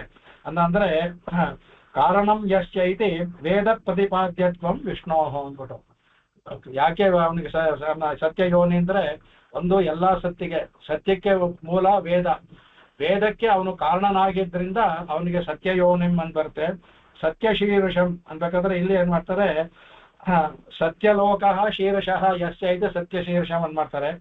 ಸತ್ಯಲೋಕವನ್ನ ಅಂದ್ರೆ ಬ್ರಹ್ಮನ ಲೋಕವನ್ನ ತನ್ನ ಮೇಲೆ ಇಟ್ಟಿರುವಂತಹದ್ದು ಸತ್ಯ ಶೀರ್ಷಂ. ಈಗ ಎಲ್ಲಾ ಲೋಕಗಳಿಗೆ ಮೇಲೆ ಇರೋದು ಇದು ಏನೋ ಸತ್ಯಲೋಕ. ಅದರಿಂದ ಶಿರಸಿ ಯಸ್ಯ, ತನ್ನ ತಲೆ ಮೇಲೆ ಇಟ್ಕೊಂಡ್ರೆ ಮೇಲೆ ಇಟ್ಟಿದ್ದಾನೆ ಅಂತ. ಭಗವಂತನ ಲೋಕಕ್ಕಿಂತ ಸ್ವಲ್ಪ ಅದೇ ಮೊದಲು ಸತ್ಯಲೋಕ ಬರೋದು, ಆಮೇಲೆ ಇತರ ಲೋಕಗಳು. ಅದರಿಂದಲೂ ಸಹ ಸತ್ಯ ಶೀರ್ಷಂ ಅಂತವನ್ನ ಭಜೆ ಅಂತ ಹೇಳುತ್ತೆ, ಅದನ್ನ ಹೇಳ್ಕೊಡ್ತಾರೆ. ಆಮೇಲೆ ಇದರಲ್ಲೂ ಮಹಾಭಾರತದಲ್ಲಿ ಉದ್ಯೋಗ ಪರ್ವದಲ್ಲಿ ಬರುತ್ತೆ. ಅದರಲ್ಲಿ ಸಂಜಯ ಧೃತರಾಷ್ಟ್ರನಿಗೆ ಹೇಳುವಂತ ಮಾತು, ಅವನಿಗೆ ಕೃಷ್ಣನ ಬಗ್ಗೆ ಹೇಳುವಂತ ಮಾತು ಹೇಳ್ತಾನೆ. ಅವನಿಗೆ ಹೇಳ್ತಾನೆ, ಸತ್ಯ ಪ್ರತಿಷ್ಠಿತ ಕೃಷ್ಣ ಸತ್ಯಮತ್ರ ಪ್ರತಿಷ್ಠಿತಂ ಸತ್ಯ ಸತ್ಯಂತು ಗೋವಿಂದ ತಸ್ಮಾತ್ ಸತ್ಯೇಪಿ ನಾಮತಃ. ಅವನು ಹೇಳ್ತಾನೆ, ಅವನು ಕೃಷ್ಣನಿಗೆ ಅವನು ಗೊತ್ತಿದ್ರು ಅವನಿಗೆ ಒಂದು ಇದು ಅವನು ಹೇಗಾದ್ರೂ ಮಾಡಿ ಅವನ ಧೃತರಾಷ್ಟ್ರನಿಗೆ ಭಗವಂತ ಅಂತ ಗೊತ್ತು ಅವನಿಗೆ. ಅವನು ಹೇಗಾದ್ರೂ ಮಾಡಿ ಅವನ್ನ ಇದರಲ್ಲಿ ಹೇಗೆ ನಮ್ಮಲ್ಲಿ ತಾಯಿಯನ್ನ ಹೇಗಾದ್ರೂ ಮಾಡಿ ಜೀವಕೋಟಿಯಲ್ಲಿ ಸೇರಿಸ್ಬೇಕು ಅಂತ ಪ್ರಯತ್ನ ಪಡ್ತಾರೋ ಆ ತರ ಅವನಿಗೆ ಅವನ್ನ ಕೃಷ್ಣ ಒಂದು ಮನುಷ್ಯ ಈ ಸಾಧಾರಣ ಆದವನು ಅಂತ ಯಾರಾದ್ರೂ ಹೇಳೋದು ಸಂತೋಷ ಅವನಿಗೆ. ಅದಕ್ಕೆ ಇವನ್ನ ಎಲ್ಲರ ಹತ್ರ ಕೇಳಿರ್ತಾನೆ, ಪದೇ ಪದೇ ಇವನ್ನ ಕೇಳ್ತಾನೆ. ಅವಾಗ ಅವನು ಹೇಳೋದು ಅವನು ಕೃಷ್ಣ ಸತ್ಯೇ ಪ್ರತಿಷ್ಠಿತ, ಸತ್ಯದಲ್ಲಿ ಯಾರು ಪ್ರತಿಷ್ಠಿತರಾಗಿದ್ದಾರೋ ಅವನೇ ಕೃಷ್ಣ. ಅಷ್ಟೇ ಅಲ್ಲ, ಸತ್ಯ ಮಾತ್ರ ಪ್ರತಿಷ್ಠಿತ, ಯಾರಲ್ಲಿ ಸತ್ಯವು ಪ್ರತಿಷ್ಠಿತ ಆಗಿದೆಯೋ ಅವನೇ ಕೃಷ್ಣ. ಸತ್ಯ ಅದೆರಡನ್ನು ಹೇಳ್ತಾನೆ, ಸತ್ಯದಲ್ಲಿ ಪ್ರತಿಷ್ಠನಾಗಿರೋನು ಕೃಷ್ಣ, ಸತ್ಯ ಯಾರಲ್ಲಿ ಪ್ರತಿಷ್ಠಿತವಾಗಿದೆಯೋ ಅವನು ಸಹ ಕೃಷ್ಣ. ಆಮೇಲೆ ಸತ್ಯಾಸತ್ಯಂತು ಗೋವಿಂದ ಹೇಳ್ತಾನೆ. ಅವನು ಸತ್ಯ ಅಸತ್ಯ ಆಮೇಲೆ ಸತ್ವ ಆಮೇಲೆ ಸತ್ಯ ಸತ್ವ ಇರ್ಬೇಕದು.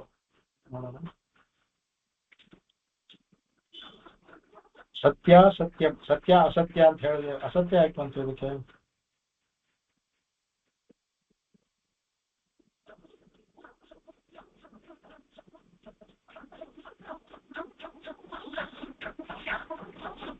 ಇಲ್ಲಿ ಭಗವಂತ ಸತ್ಯದಲ್ಲೇ ಇರ್ತಾನೆ ಅಂತ ಹೇಳ್ಬೇಕು. ಅಸತ್ಯ ಅಂದ್ರೆ ಅಸತ್ಯದಲ್ಲೂ ಇರ್ತಾನೆ ಅಂತ ಹೇಳ್ಬೇಕಾದ್ರೆ ಅಲ್ಲ, ಅರ್ಥ ಬೇರೆ ಏನಿದೆ ನೋಡ್ಬೇಕು. ಸತ್ಯದಲ್ಲೇ ಇರ್ತಾನೆ ಅನ್ಬೇಕು. ಸತ್ಯ ಸತ್ಯಂತೂ ಗೋವಿಂದ. ಸತ್ವ ಅಂದ್ರೆ ಅವಾಗ ಸತ್ವ ಸತ್ಯಂತು ಸತ್ವರಾದ್ರೆ ಯಾವಾಗ ಸತ್ಯವಾಗಿರ್ತಾನೆ ಅನ್ಬೇಕು. ಸತ್ಯ ಅಂತ ಮೊದಲು ಸತ್ವ ಇರ್ಬೇಕದು. ಆಮೇಲೆ ತಸ್ಮಾತ್ ಸತ್ಯೇತಿ ನಾಮತಃ, ಅದರಿಂದ ಅವನು ಸತ್ಯ ಅಂತ ಅವನಿಗೆ ಹೆಸರು ಬಂದಿದೆ ಅವನಿಗೆ. ಅದೇ ಸತ್ಯ ಇದರಲ್ಲೂ ಉಪನಿಷತ್ತು ಬರುತ್ತೆ, ಸತ್ಯೇ ಸರ್ವಂ ಪ್ರತಿಷ್ಠಿತಂ ತಸ್ಮಾತ್ ಸತ್ಯಂ ಪರಮಂ ವದಂತಿ.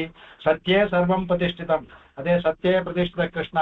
ಎಲ್ಲವೂ ಸತ್ಯದಲ್ಲೇ ಪ್ರತಿಷ್ಠವಾಗಿದೆ ಶ್ರುತಿ ಹೇಳುತ್ತೆ. ಸತ್ಯದಲ್ಲಿ ಎಲ್ಲವೂ ಪ್ರತಿಷ್ಠಿತವಾಗಿದೆ ಅಂತ, ಆ ಸತ್ಯವೇ ಗೋವಿಂದ ಅಂತ ಹೇಳ್ತಾನೆ. ಅದರಿಂದ ಅವನ ಸತ್ಯ ಅಂತ ಕರೀತಾರೆ ಅನ್ಬಿಟ್ಟು ಹೇಳ್ತಾರೆ ಕಡೆಗೆ. ಅವನ್ನ ಸತ್ಯದಲ್ಲೇ ಇರ್ತಾನೆ ಭಗವಂತ ಅವನು, ಅದರಿಂದ ಅನ್ಬಿಟ್ಟು ಅಂತ. ಅಂದ್ರೆ ಅಸತ್ಯದಲ್ಲಿ ಇರಲ್ಲ ಅಂತ ನೋಡ್ಬೇಕು. ಸತ್ಯದಲ್ಲೇ ಇರ್ತಾನೆ, ಅಸತ್ಯದಲ್ಲಿ ಇರೋದಿಲ್ಲ ಭಗವಂತ. ಹಾಗಾಗಿ ಅವನು ಸತ್ಯ ಅಂತ ಕರೀತಾರೆ ಅನ್ಬಿಟ್ಟು. ಆಮೇಲೆ ಸತ್ಯಂ ಜ್ಞಾನಂ ಅನಂತಂ ಬ್ರಹ್ಮ ಅಂತ ಹೇಳಿದ್ರೆ, ಅದರಿಂದ ಸತ್ಯ ಅಂತ ನೇರವಾಗಿ ಸತ್ಯನು ಜ್ಞಾನನು ಅನಂತನೂ ಆಗಿರುವಂತಹ ಬ್ರಹ್ಮ ಅಂತ ತೈತೃಪನಿಷತ್ತಲ್ಲಿ ಬರುತ್ತೆ, ಅದನ್ನು ಹೇಳ್ತಾರೆ. ಆಮೇಲೆ ಸತ್ಯಾತ್ಮ ಪ್ರಾಣಾರಾಮಂ ಮನ ಆನಂದಂ ಶಾಂತಿ ಸಮೃದ್ಧಂ ಅಮೃತಂ ಅಂತ ಬರುತ್ತೆ. ಅದಕ್ಕೆ ಸತ್ಯಾತ್ಮ ಪ್ರಾಣಾರಾಮಂ ಮನ, ಯಾರು ಸತ್ಯಾತ್ಮನಾಗಿರ್ತಾನೋ ಅದರಿಂದ ಅವನು ಸತ್ಯ ಅಂತ ಹೇಳ್ತಾನೆ. ಆಮೇಲೆ ಸತ್ಸು ಹಿತಃ ಇತಿ ಸತ್ಯ ಅಂತ ಹೇಳ್ತಾರೆ. ಸತ್ಸು ಹಿತಃ, ಸತ್ಸು ಅಂದ್ರೆ ಸಾತ್ವಿಕರಾಗಿರೋರು ಅವನ ಭಕ್ತರು. ಸಾತ್ವಿಕರಿಗೆ ಹಿತನಾಗಿರೋದ್ರಿಂದ ಅವನು ಸತ್ಯ ಅಂತ ಹೇಳ್ತಾರೆ ಕಡೆಗೆ. ಆಮೇಲೆ ಅಥರ್ವೇದ ಉಪನಿಷತ್ತಲ್ಲಿ ಒಂದು ಮಂತ್ರ ಬರ್ತದೆ, ಮಾತೋಚ್ಚಿದ್ದಾರೆ, ಮುಖ್ಯವಾದ ಮಾತು ಹೇಳ್ತಾರೆ. ಅದರಲ್ಲಿ ಇದು ಹೇಳ್ತಾರೆ, ನಾವು ಸಾಧವ ಹೇಳ್ತಾರೆ ಸತ್ಯಮೇವ ಜಯತಿ ನಾನೃತಂ ಅಂತ ಹೇಳ್ತೀವಲ್ಲ, ಅದ್ ಮಾತ್ರ ಹೇಳ್ತೀವಿ ಕೊಟೇಶನು. ಅದನ್ನು ಸತ್ಯೇನ ಕಥಾಹ ವಿತತೋ ದೇವಯಾನಃ ಏನ ಕ್ರಮಂತಿ ಋಷಯೋ ಹ್ಯಾಪ್ತ ಕಾಮಾಹ ಯತ್ತ ತತ್ ಸತ್ಯಶ್ಚ ಪರಮಂ ನಿಧಾನಂ ಅನ್ಬಿಟ್ಟು ಅಂತ. ಅಂದ್ರೆ ಸತ್ಯಮೇವ ಜಯತಿ ಅಂದ್ರೆ ಇಲ್ಲಿ ಸತ್ಯ ಅಂದ್ರೆ ಸುಳ್ಳು ನಿಜ ಆ ಅರ್ಥದಲ್ಲಿ ಇದ್ರಲ್ಲಿ ಮಾಡಿಲ್ಲ. ಅರ್ಥದಲ್ಲೂ ತಗೊಳ್ಳೋದು, ಯಾವಾಗಲೂ ಸತ್ಯವೇ ಜಯಿಸುತ್ತೆ, ಸುಳ್ಳು ಜಯಿಸೋದಿಲ್ಲ ಅನ್ನೋ ಅರ್ಥದಲ್ಲಿ ನಾವು ತಗೊಂಡು ಅದು ಆಗುತ್ತೆ, ಅದಿಲ್ಲ ಅಂತ ಆಗೋದಿಲ್ಲ. ಇಲ್ಲಿ ಸತ್ಯಮೇವ ಜಯತಿ ಅಂದ್ರೆ ಸತ್ಯ ಅಂದ್ರೆ ಇಲ್ಲಿ ಭಕ್ತಿ ತಗೊಂಡಿದ್ದಾರೆ. ಇಲ್ಲಿ ಇದರಲ್ಲಿ ಪರಮಾತ್ಮನಲ್ಲಿರುವ ಭಕ್ತಿ ಇದೆಯಲ್ಲ ಅದು ಸತ್ಯ. ಅದರಿಂದ ಪರಮಾತ್ಮನಲ್ಲಿರೋ ಭಕ್ತಿನೇ ಯಾವಾಗಲೂ ಜಯಿಸುತ್ತೆ, ಯಾಕಂದ್ರೆ ಅದು ನಿಮಗೆ ಮೋಕ್ಷವನ್ನು ಕೊಡುತ್ತೆ. ಅನೃತಂ ಅಂದ್ರೆ ಯಾರು ಭಗವಂತನಲ್ಲಿ ಸತ್ಯವನ್ನು ಇಡೋದಿಲ್ವೋ ಅವರು ಅನೃತರು. ಈಗಿರುವಂತಹ ಇವರೆಲ್ಲವೇ ಅವ್ರಿಗೆ ಯಾವತ್ತೂ ಮೋಕ್ಷ ಸಿಗೋದಿಲ್ಲ ಅವರಿಗೆ. ಅದರಿಂದ ಸತ್ಯವೇ ಅನೃತಂ ಅನ್ಬೇಕಾದ್ರೆ ಯಾರು ಭಗವಂತನಲ್ಲಿ ನಿಜವಾದ ಭಕ್ತಿ ಇಟ್ಟಿರ್ತಾರೋ ಅವರಿಗೆ ಮೋಕ್ಷ, ಅನ್ಯರಿಗೆ ಮೋಕ್ಷವಿಲ್ಲ. ಅದಕ್ಕೆ ಮೇಲೆ ಅದನ್ನ ಹೇಳ್ತಾರೆ ಕಡೆಗೆ. ಆಮೇಲೆ ಸತ್ಯೇನ ಕಥಾಃ ವಿತತೋ ದೇವಯಾನಃ ಏನಾಕ್ರಮಂತಿ ಋಷಯೋ ಕ್ಯಾಪ್ತಕಾಮಾಃ. ಅವನು ಭಗವಂತ ಇರುವಂತ ಜಾಗ ಅದು ಸಹ ಸತ್ಯ. 3 ಜಾಗ ಹೇಳ್ತಾವನೆ ಇರುವಂತದ್ದು. ವೈಕುಂಠದಲ್ಲೂ ಇರ್ತಾನೆ, ಕ್ಷೀರಾಬ್ಧಿ ಸಮುದ್ರದಲ್ಲೂ ಇರ್ತಾನೆ, ಆಮೇಲೆ ಇನ್ನೊಂದು ಆಕಾಶ ಇರುತ್ತೆ. ಈಗ ಆಕಾಶಕ್ಕೆ ಏನ್ ಮಾಡ್ತಾರೆ, ಅದಕ್ಕೆ ಅನಂತಾಸನ ಅಂತ ಹೇಳ್ತಾರೆ. ಪರಮ ವ್ಯೋಮ ಆಕಾಶಕ್ಕೆ ಅನಂತಾಸನ. ಇವು 3ರಲ್ಲೂ ಅವನು ಭಗವಂತ ಅಲ್ಲಿ ಇರ್ತಾನೆ. ಅವನು ಅದರಿಂದಲೂ ಸಹ ಅವನ್ನ ಸತ್ಯ ಅಂತ ಹೇಳ್ಬೋದು. ಅದನ್ನ ಅವನು ಹೇಳ್ತಾರೆ ಕಡೆಗೆ. ಆಮೇಲೆ ಏನ ಆಕ್ರಮಂತಿ ಹೃದಯ ಕ್ಯಾಪ್ತು ಕಾಮಾಹ. ಯಾರನ್ನ ಅವರನ್ನ ಭಗವಂತ ಅವ್ರನ್ನ ಆಕ್ರಮಿಸ್ಕೊತವನು, ಯಾರು ಅವರನ್ನ ಭಗವಂತನ ಪಡೀತಾರೋ ಅವರು ತಮ್ಮ ಆಪ್ತು ಕಾಮ, ತಮ್ಮ ಕಾಪ್ತ ಕಾಮನೆಗಳೆಲ್ಲ ಪಡ್ಕೊಳ್ತಾರೆ. ಎತ್ತ ತತ್ ಸತ್ಯಶ್ಚ ಪರಮಂ ನಿಧಾನ. ಸತ್ಯಶ್ಚ ಸತ್ಯಂ ಅಂದ್ಬಿಟ್ಟು ದಾಸಸ್ಯ ಸತ್ಯ ಅಂತ ನಾವು ದೇವನಾಗಿ ಪಂಚಾಯತ್ ಹೇಳ್ತಲ್ಲ, ಅದನ್ನು ಸತ್ಯಶ್ಚ ಸತ್ಯ, ಸತ್ಯರಲ್ಲೂ ಸತ್ಯನಾಗಿದ್ದಾನೆ ಅವನು. ಆಮೇಲೆ ಪರಮನ್ ನಿಧಾನಂ ಅಂತ, ನಿಧಾನಂ ಅಂದ್ರೆ ಅವನು ಭಗವಂತ ಅವನ್ನ ಪಡಿಬೇಕಾದ್ರೆ ನಿಜವಾದ ಭಕ್ತಿಯಿಂದ ಮಾತ್ರ ಪಡಿಬೇಕು ಅಂತ ಹೇಳ್ತಾರೆ ಕಡೆಗೆ. ಆಮೇಲೆ ಅವನಿಗೆ ಸತ್ಯೇನ ವಿತತಃ ಪಂಥ ಅಂದ್ರೆ ಅವನ ಸತ್ಯೇನ ಅಂದ್ರೆ ಯಾರು ಅವನಿಗೆ ಭಕ್ತಿ ಇದೆ ಅವರಿಗೆ ವಿತತಃ ಪಂಥ ದೇವಯಾನವನ ಮಾರ್ಗವನ್ನ ತೋರಿಸ್ಕೊಡ್ತಾನೆ. ವಿತತೋ ದೇವಯಾನ ಅಂತಾರ, ಅವರಿಗೆ ದೇವಯಾನ ಮಾರ್ಗವನ್ನ, ಅರ್ಚಿರಾದಿ ಮಾರ್ಗವನ್ನ ಭಗವಂತ ತೋರಿಸ್ಕೊಡ್ತಾನೆ. ಅದನ್ನ ಹೇಳ್ತಾರೆ. ಅದರಿಂದ ಅವನಿಗೆ ಸತ್ಯ ಅನ್ನೋದು ಸರಿಯಾಗಿ ಹೊಂದುತ್ತೆ, ಇನ್ಯಾರಿಗೂ ಹೊಂದೋದಿಲ್ಲ ಅಂತಾರೆ. ಅದೇ ತರ ಆತರ ಇನ್ನೊಂದು ವಚನತೆ ತದೇ ತತ್ ಸತ್ಯಂ ಋಷಿ ಅಂಗಿರಾಹ ಪುರೋವಾಚ. ಅಂಗಿರಸರೆಲ್ಲರೂ ಅಥರ್ವವೇದಿಗಳವರು. ಅದರಿಂದ ತದೇ ತತ್ ಸತ್ಯಂ ಋಷಿ ಅಂಗಿರಾಹ ಪುರೋವಾಚ ನೈತತ್ ಅರ್ಚಿಣೋ ವ್ರತೋ ಅಚೀತೆ. ಅವನು ಹೇಳ್ತಾನೆ. ಅದಕ್ಕೆ ಅವರಲ್ಲಿ ಒಂದು ಅಚೀರ್ಣ ವ್ರತ ಅಂತಿದೆ. ಅವರು ತಲೆ ಮೇಲೆ ಬೆಂಕಿಯನ್ನು ಇಟ್ಕೊಂಡು ಹೋಗ್ತಾರೆ ಅವ್ರಿಗೆ. ಅದರಿಂದ ಸತ್ಯಂ ಋಷಿ ಅಂಗಿರ, ಅವನು ಸತ್ಯವನ್ನು ಅಂಗಿರ ರುಚೋ ಹೇಳಿದ್ರು. ಅವನು ಹೇಳ್ತಾನಂತೆ. ಅವರು ಹೇಳುವಂತಹದ್ದು ಅವ್ರಿಗೆ ಯಾರಿಗೆ ಭಗವಂತ ಈ ಸತ್ಯವನ್ನ ತೋರಿಸ್ಕೊಟ್ನೋ, ಅಂಗಿರಸರಿಗೆ ಭಗವಂತ ಇದನ್ನ ತೋರಿಸ್ಕೊಟ್ನೋ, ಅವರು ಯಾರು ಅಥರ್ವೇದಿಗಳು ಅಂತ ಹೇಳೋದಕ್ಕೋಸ್ಕರ ಅವರು ಅಚೀರ್ಣ ವ್ರತವನ್ನು ಯಾರು ಮಾಡ್ತಾರೋ, ಅಚೀರ್ಣ ಮಾಡುವವರೆಲ್ಲ ಅಥರ್ವೇದಿಗಳೇ. ಅವರ ತಲೆ ಮೇಲೆ ಬೆಂಕಿ ಇಟ್ಟು ಹೋಗಿ ಆ ವೇದಾಧ್ಯಯನ ಮಾಡ್ಬೇಕಾದ್ರೆ ಅವರ ಉಪನಯದಲ್ಲಿ ಅದೊಂದಿದೆ, ಅಚೀರ್ಣ ವ್ರತ ಅಂತ. ತಲೆಯಲ್ಲಿ ಇದರಲ್ಲಿ ಮಡಿಕೆನಲ್ಲಿ ಬೆಂಕಿಯನ್ನು ಇಟ್ಕೊಂಡು ಅವರು ಅಗ್ನಿವನ್ ಪ್ರದಕ್ಷಿಣ ಎಲ್ಲ ಮಾಡ್ತಾರೆ. ಅದನ್ನ ಹೇಳ್ತಾರೆ ಕಡೆಗೆ. ಆಮೇಲೆ ನಾವು ವಿಷ್ಣು ಸಹಸ್ರನಾಮ ಬರೆದು ಹೇಳಿದ್ರೆ ಅದನ್ನ ನಾವು ಹೇಗೆ ಹೇಳ್ಕೊಂಡಿದೀವಿ ಇವಾಗ. ಆಮೇಲೆ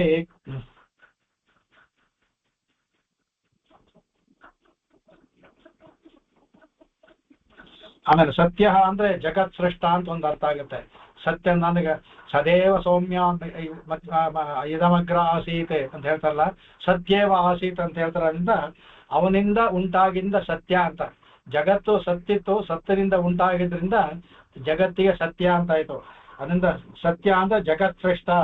ಅದರಿಂದಲೂ ಅವನು ಜನ್ಮಾದಾಸಿ ಅದೇ ಬರ್ತಾರೆ, ಜನ್ಮಾದ್ಯ ಶೇತ ಅಂತ ಬ್ರಹ್ಮಸೂತ್ರ ಬರ್ತಲ್ಲ. ಯಾರಿಂದ ಯಥೋ ವಾ ಇಮಾನಿ ಭೂತಾನಿ ಜಾಯಂತೆ ಏನ ಜಾತಾನಿ ಜೀವಂತಿ ಯತ್ಪ್ರಯಂತಿ ಅಭಿಸಂವಿಶಂತಿ ತದ್ವಿಜಿಜ್ಞಾಸಸ್ವ ಅಂತ. ಯಾರಿಂದ ಅದರಿಂದ ಅವನು ಸತ್ಯ ಅಂತ ಹೇಳ್ತಾರೆ ಅದಕ್ಕೆ. ಆಮೇಲೆ ಇದು ಅನೇಕ ತಿಷ್ಟನ್ನಸ್ಯ ಮೋಕ್ಷೋಪದೇಶ ಅಂತ ಇದರಲ್ಲೂ ಬರ್ತದೆ ಅದಕ್ಕೆ. ಆಮೇಲೆ ಸತ್ಯ ಅಂತ ಅಂದ್ರೆ ಗತಿ ದಾತ ಅಂತ ಇನ್ನೊಂದು ಅರ್ಥ. ಸತ್ಯಗೆ ಅದಕ್ಕೆ ಗತಿ ದಾತ. ಗತಿ ಅನ್ನೋದು ಅರ್ಚಾದಿ ಮಾರ್ಗವನ್ನು ತೋರಿಸ್ತಾನೆ, ಅದರಿಂದ ಅವನು ಗತಿ ತೋರಿಸ್ತಾನೆ. ಆಮೇಲೆ ದಾತ ಅಂದ್ರೆ ಕೊಡುವವನು ಅಂತ ಅದಕ್ಕೆ. ಮತ್ತೆ ತನ್ನಿಷ್ಟಸ್ಯ ಮೋಕ್ಷೋಪದೇಶ ಅನ್ನೋದ್ರಲ್ಲಿ ಇದನ್ನ ತೋರಿಸ್ಕೊಡ್ತಾರೆ. ಅದರಲ್ಲಿ ಇದ್ರ ಬಗ್ಗೆ ಎಲ್ಲ ಮಾಡ್ತಾರೆ ಅದಕ್ಕೆ ಕಡೆಗೆ. ಆಮೇಲೆ ಐತರಾಯ ಭಾಷೆಯಲ್ಲಿ ಹೇಳ್ತಾರೆ ಸತ್ ಶಬ್ದ ಉತ್ತಮಂ ಬ್ರೂಯಾತ್ ಅಂದ್ಬಿಟ್ಟು. ಸತ್ ಶಬ್ದ ಅನ್ನೋದು ಉತ್ತಮ ಅನ್ನೋವನ್ನ ಹೇಳ್ತಂತೆ. ಇದು ಶ್ರುತಿನೇ ಮಾಡಿರೋ ವ್ಯಾಖ್ಯಾನ, ಇದು ಬೇರೆ ಯಾರು ಅಲ್ಲ. ಸತ್ ಶಬ್ದ ಉತ್ತಮಂ ಬ್ರೂಯಾತ್ ಇತಿ. ಸತ್ ಅಂದ್ರೆ ಉತ್ತಮ ಅಂತ, ಅವನು ಪುರುಷೋತ್ತಮ ತಾನೆ, ಅದರಿಂದಲೂ ಸಹ ಅವನನ್ನ ಸತ್ ಅಂತ ಕರೀತೆ ಅಂತ ಹೇಳ್ತಾ ಕಡೆಗೆ. ಆವಾಗ ಹೇಳ್ತಾರೆ ಕಡೆಗೆ. ಆಮೇಲೆ ಇನ್ನೂ ಅಂತ ಹೇಳ್ತಾರೆ ಕಡೆಗೆ ಸತ್ಯಂ ಜ್ಞಾನ ಅಂತ ಹೇಳ್ತಾರೆ. ಆಮೇಲೆ ಇದು ಇನ್ನೊಂದು ಬ್ರಹ್ಮಸೂತ್ರಲ್ಲೂ ಬರುತ್ತೆ, ಮಾಂತ ವರ್ಣಿಕಮೇವಚ ಗೀಯತೆ ಅಂದ್ಬಿಟ್ಟು ಅಂತ. ಆ ತೈತ್ರೋ ವಶದಲ್ಲಿ ಸತ್ಯಂ ಜ್ಞಾನ ಮಾಂತಂ ಬ್ರಹ್ಮ ಅಂತ ಬರ್ತಲ್ಲ, ಆವಾಗ ಅದರಲ್ಲಿ ಬರಲಿ ಮಾಂತ್ರಿಕ ವರ್ಣಿಕಮೆ ಅಂದ್ರೆ ಮಾಂತ ವರ್ಣಿಕ ಮಂತ್ರದಿಂದಲೂ ಕೂಡ ಭಗವಂತನ ವರ್ಣನೆ ಮಾಡಿದೆ ಅಂದ್ಬಿಟ್ಟು ಈ ಸತ್ಯಂ ಜ್ಞಾನ ಅನಂತಂ ಬ್ರಹ್ಮ ಅನ್ನೋದು ಭಗವಂತನ ಗುಣಗಳು. ಇದು ಅವನಿಗೆ ಇದಲ್ಲ, ಅವನಿಗೆ ಅವನ ಸ್ವರೂಪದಾಗಿ ಬಂದದ್ದು ಗುಣಗಳಲ್ಲೂ ಸೇರುತ್ತೆ, ಸ್ವರೂಪವಾಗಿದೆ ಅಂತ ತೋರಿಸ್ಕೊಡುವಂತಹದ್ದು, ಅದನ್ನ ತೋರಿಸ್ಕೊಡ್ತಾರೆ. ಆಮೇಲೆ ಅಭಿಜ್ಞೋಪದೇಶ ಅಂತ ಇನ್ನೊಂದು ಸೂತ್ರದಲ್ಲೂ ಸಹ ಈ ಸತ್ಯಂ ಪದದ ನಿರ್ವಚನ ಮಾಡಲಾಗಿದೆ. ಆಮೇಲೆ ಅದನ್ನು ತೋರಿಸ್ಕೊಡ್ತಾರೆ. ಆಮೇಲೆ ಇನ್ನೂ ತುಂಬಾ ಇದೆ. ಅದರಿಂದ ಇದನ್ನ ಇಷ್ಟಕ್ಕೆ ತಿನ್ನಿಸ್ಕೊಳ್ಳೋಣ. ಅದಕ್ಕೆ ಅವ್ರ ಗೀತಾ ಭಾಷೆದಲ್ಲಿ ಅವ್ರು ತೋರಿಸಿರುವಂತ ಅನೇಕ ಇದನ್ನ ತೋರಿಸ್ಕೊಟ್ಟಿದ್ದಾರೆ ಅವರು.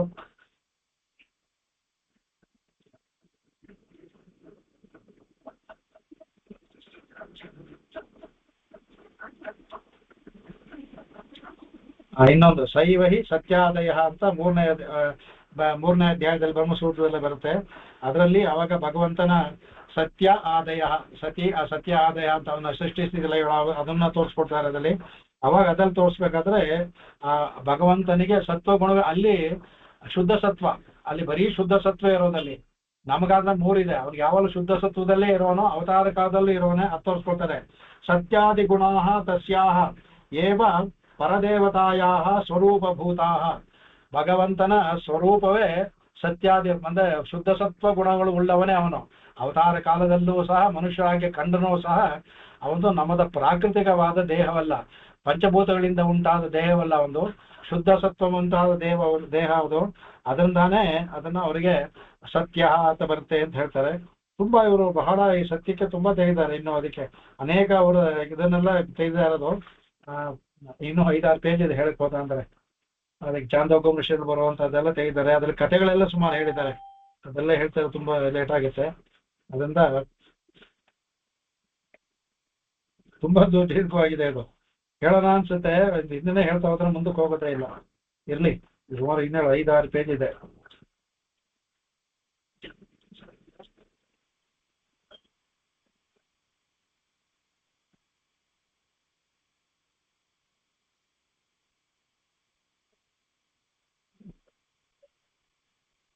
ಇನ್ನೂ ಸತ್ಯ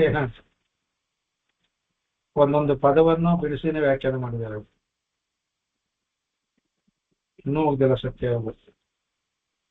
ಆಮೇಲೆ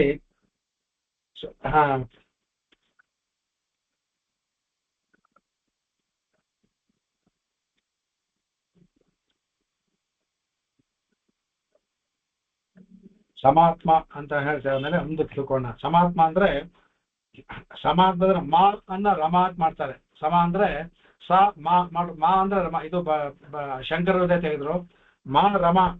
ಅದಕ್ಕೆ ಯಾರು ಮಾ ರಮ ಸಹ ವಸತಿ ಇತಿ ಅದ ಹೇಳ್ತಾರೆ ಸಮಾತ್ಮ. ಮಾ ಅಂದ್ರೆ ತಾಯಿಯ ಜೊತೆಯಲ್ಲಿ ಯಾರು ಇರ್ತಾನೋ, ಆತ್ಮವಾಗಿ ಇಟ್ಕೊಂಡಿದ್ದಾನೋ ಅವನು ರಮ ಅಂತ ಹೇಳ್ತಾರೆ. ಇವ್ರು ಇನ್ನೊಂದು ಅದನ್ನು ಹೇಳ್ತಾರೆ. ಹೇಳ್ಬಿಟ್ಟು ಇನ್ನೊಂದು ಹೇಳ್ತಾರೆ, ಮಾ ಅಂದ್ರೆ ರಮ, ಆತ್ಮ ಅಂದ್ರೆ ಚತುರ್ಮುಖ. ಅದರಿಂದ ತಾಭ್ಯಾಂ ಸಹಿತ ವಶ ಅಂದ್ರೆ ಅವರಿಬ್ರು ಯಾವಾಗಲೂ ಭಗವಂತನಿಗೆ ನಾಭಿನಲ್ಲೇ ಚತುರ್ಮುಖ ಇರ್ತಾನೆ, ತಾಯಿ ಅವನ ವಕ್ಷಸ್ಥಳದಲ್ಲಿ ಇರ್ತಾಳೆ. ಯಾವಾಗ್ಲೂ ತಾಭ್ಯಾಂ ಸಹಿತ ಚತುರ್ಮುಖ ಬ್ರಹ್ಮನಂದಲು ತಾಯಿಯೊಂದಿರೋದ್ರಿಂದ ಅವನಿಗೆ ಸಮಾತ್ಮ ಅಂತ ಇನ್ನೊಂದು ಹೇಳ್ತಾರೆ ಕಡೆಗೆ. ಆಮೇಲೆ ಇನ್ನೊಂದು ಹೇಳ್ತಾರೆ ಕಡೆಗೆ, ಅದೇ ಮಾಯಾ ಆತ್ಮ ಎಷ್ಟೈತಿ ಸಮಾತ್ಮ.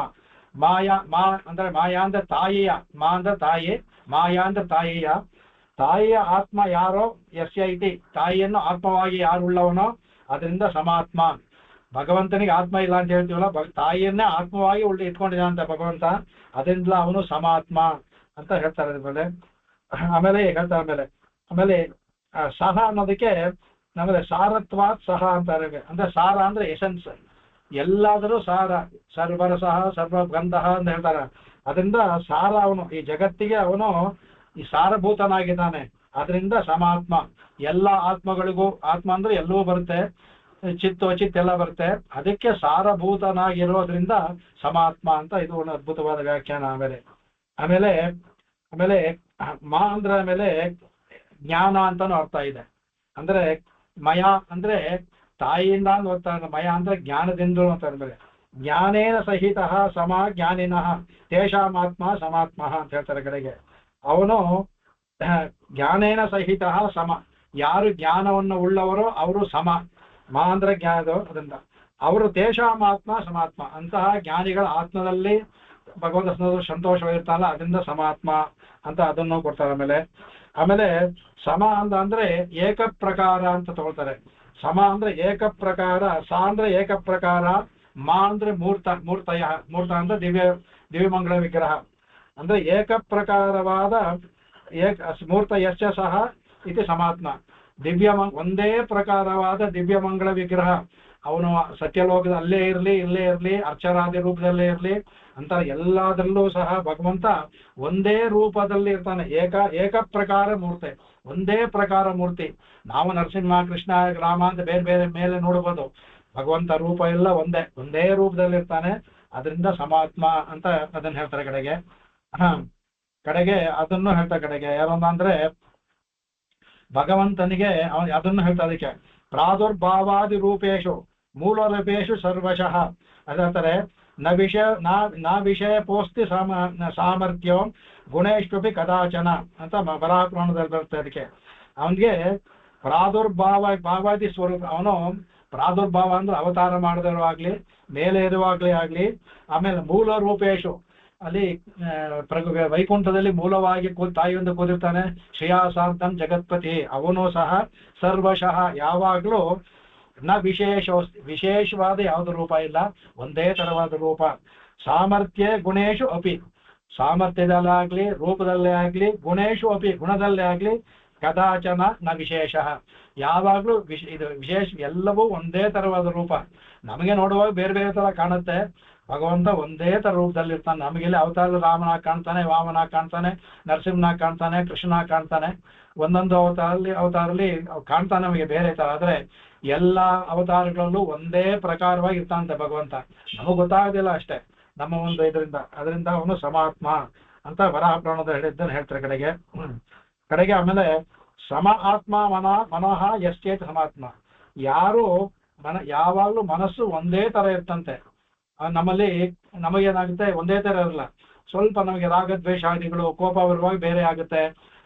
ಸತ್ವ ರಜಸ್ಸು ತಮಸ್ಸಿದ್ದಾಗ ನಮಗೆ ಮನಸ್ಸು ಮಾರುತ್ತೆ. ಆ ತರ ಇಲ್ಲ ಭಗವಂತನಿಗೆ. ಅದಕ್ಕೆ ಸಮ ಆತ್ಮ ಮನಃ ಯಾವಾಗಲೂ ಒಂದೇ ತರ ಇರುತ್ತೆ, ವ್ಯತ್ಯಾಸವೇ ಇಲ್ಲ ಅವನಿಗೆ. ಅಲ್ಲಿ ಅವಿಕಾರಾಯ ಶುದ್ಧ, ಏನು ವಿಕಾರ ಆಗುದಿಲ್ಲ ಅವನಿಗೆ. ಅದರಿಂದಲೂ ಸಹ ಸಮಾತ್ಮ ಅಂತ ಹೇಳ್ತಾರೆ ಕಡೆಗೆ. ಆಮೇಲೆ ಇದನ್ನೇ ಹೇಳ್ತಾರೆ ಸಮಶ್ಚ, ಅದನ್ನ ಹೇಳ್ತಾರೆ ಇದನ್ನ ಕಡೆಗೆ. ಭಗವದ್ಗೀತೆಯಲ್ಲೂ ಸಮಾತ್ಮ ಬಂದಿದೆ. ಅದು ಅಲ್ಲದೆ ಇದು ಉಪನಿಷತ್ತಲ್ಲೂ ಬರುತ್ತೆ. ಸಮ ಆತ್ಮೇತಿ ವಿದ್ಯಾತ್ ಅಂತ ಭಗವಂತ ಅಂದ್ರೆ ಸಮಶ್ಚ ಅಸೌ ಆತ್ಮ ಐತಿ ಸಮಾತ್ಮ ಅಂತ ಹೇಳ್ತಾರೆ. ಅದರಿಂದ ಒಂದೇ ಸಮಾನವಾಗಿ ಆತ್ಮ ಯಾರಿಗಿದೆಯೋ ಅದನ್ನ ಸಮಾತ್ಮ. ಸಮ ಆತ್ಮೇತಿ ವಿದ್ಯಾತೆ, ಭಗವಂತ ಎಲ್ಲರಲ್ಲೂ ಅಂತರ್ಯಾಮಿಯಾಗಿದ್ರು ಒಂದೇ ತರ ಇರ್ತಾನೆ. ನಮಗೇನಪ್ಪ ಅವರವರ ಕರ್ಮ ಅನುಗುಣವಾಗಿ ನಡೆಸ್ತಾನೆ ತವರ ಭಗವಂತ ಎಲ್ಲಾ ಜೀವಿಗಳಲ್ಲೂ ಚಿತ್ತು ಅಚಿತ್ತು ಎಲ್ಲರೂ ಒಂದೇ ತಮ ಇರ್ತಾನೆ. ಅದಕ್ಕೆ ಸಮಶ್ಚ ಅಸೋ ಆತ್ಮ ಇದು ಸಮಾತ್ಮ, ಎಲ್ಲಾ ಚಿತ್ತು ಅಚಿತ್ ಒಂದೇ ತರ ಇರ್ತಾನೆ. ಅದರಿಂದ ಸಮಾತ್ಮ ಅಂತ. ಅದಕ್ಕೆ ಸಮ ಆತ್ಮೇತಿ ವಿದ್ಯಾತ್ ಶ್ರುತಿನಲ್ಲಿ ಅವನ ಸಮವಾಗಿ ಆತ್ಮವುಳ್ಳವನು ಅಂತ ತಿಳಿಯಿರಿ. ವಿದ್ಯಾತ್ ಅಂದ್ರೆ ಲೋಟದು ನಮಗೆ ತಿಳಿಯಿರಿ ಅಂತ ಹೇಳೋದ್ರಿಂದ ಸಮಾತ್ಮ ಅಂತ ಹೇಳುತ್ತೆ. ಅದೇ ತರ ಭಗವಂತ ಹೇಳ್ತಾನೆ ಶೃಣೋಚೇಚ ಸ್ವಪಾಕೇಚ ಪಂಡಿತ ಸಮದರ್ಶನ ಅಂತ ಭಗವಂತ ಹೇಳ್ತಾರೆ. ವಿದ್ಯಾ ವಿನಯ ಸಂಪನ್ನೆ ಬ್ರಹ್ಮೇಣ ಗವಿಹಸ್ತಿನಿ, ವಿದ್ಯಾ ವಿನಯ ಚೆನ್ನಾಗಿ ವಿದ್ಯಾ ಜ್ಞಾನ ಬ್ರಹ್ಮಜ್ಞಾನಿಗಳ ವಿದ್ಯಾ ಎದುರು ವಿನಯ ಸಂಪನ್ನ ಅವರಿಗೆ ಅವರು ಬ್ರಹ್ಮನಲ್ಲೂ ಆಗ್ಲಿ, ಹಸುವಿನಲ್ಲೇ ಆಗ್ಲಿ, ಇಲ್ಲ ಒಂದು ಹಸ್ತಿ ಅಂದ್ರೆ ಆನೆಯಲ್ಲೇ ಆಗ್ಲಿ, ಒಂದು ನಾಯಿ ಆಗ್ಲಿ, ಎಲ್ಲವೂ ಸ್ವಪಾಕೆ ಅದನ್ನ ಯಾರು ಅದನ್ನ ನಾಯಿಯನ್ನು ತಿಂತಾರಲ್ಲ ಅವರಲ್ಲೇ ಆಗ್ಲಿ, ಪಂಡಿತಾ ಅವರು ಸಮದರ್ಶಿನ ಎಲ್ಲರನ್ನೂ. ಯಾಕೆಂದ್ರೆ ಅವ್ರನ್ನ ನೋಡೋದಿಲ್ಲ ಮೇಲೆ, ಅವರ ಒಳಗಡೆ ಇರುವ ಭಗವಂತನ ನೋಡ್ತಾನೆ, ಅವನು ಸಮನಾಗಿರ್ತಾನೆ. ಹಾಗಾಗಿ ಅವರು ಯಾರು ಯಾವ ತರ ಇರ್ತಾರೆ ನೋಡೋದಿಲ್ಲ, ಅವರು ಒಳಗಿರುವ ಭಗವಂತನ ನೋಡೋದ್ರಿಂದ ಪಂಡಿತ ಸಮದರ್ಶನ, ಅವರೆಲ್ಲರೂ ಸಮವಾಗಿ ಕಾಣ್ತಾರೆ. ಅಂದ್ರೆ ಕಾಣ್ಬೇಕು ಅಂತ ಭಗವಂತ ಗೀತೆ ಹೇಳಿದಂತ ತೆಗೆದು ತೋರಿಸ್ತಾರೆ ಅವರು ಅದನ್ನು ಸಹ. ಆಮೇಲೆ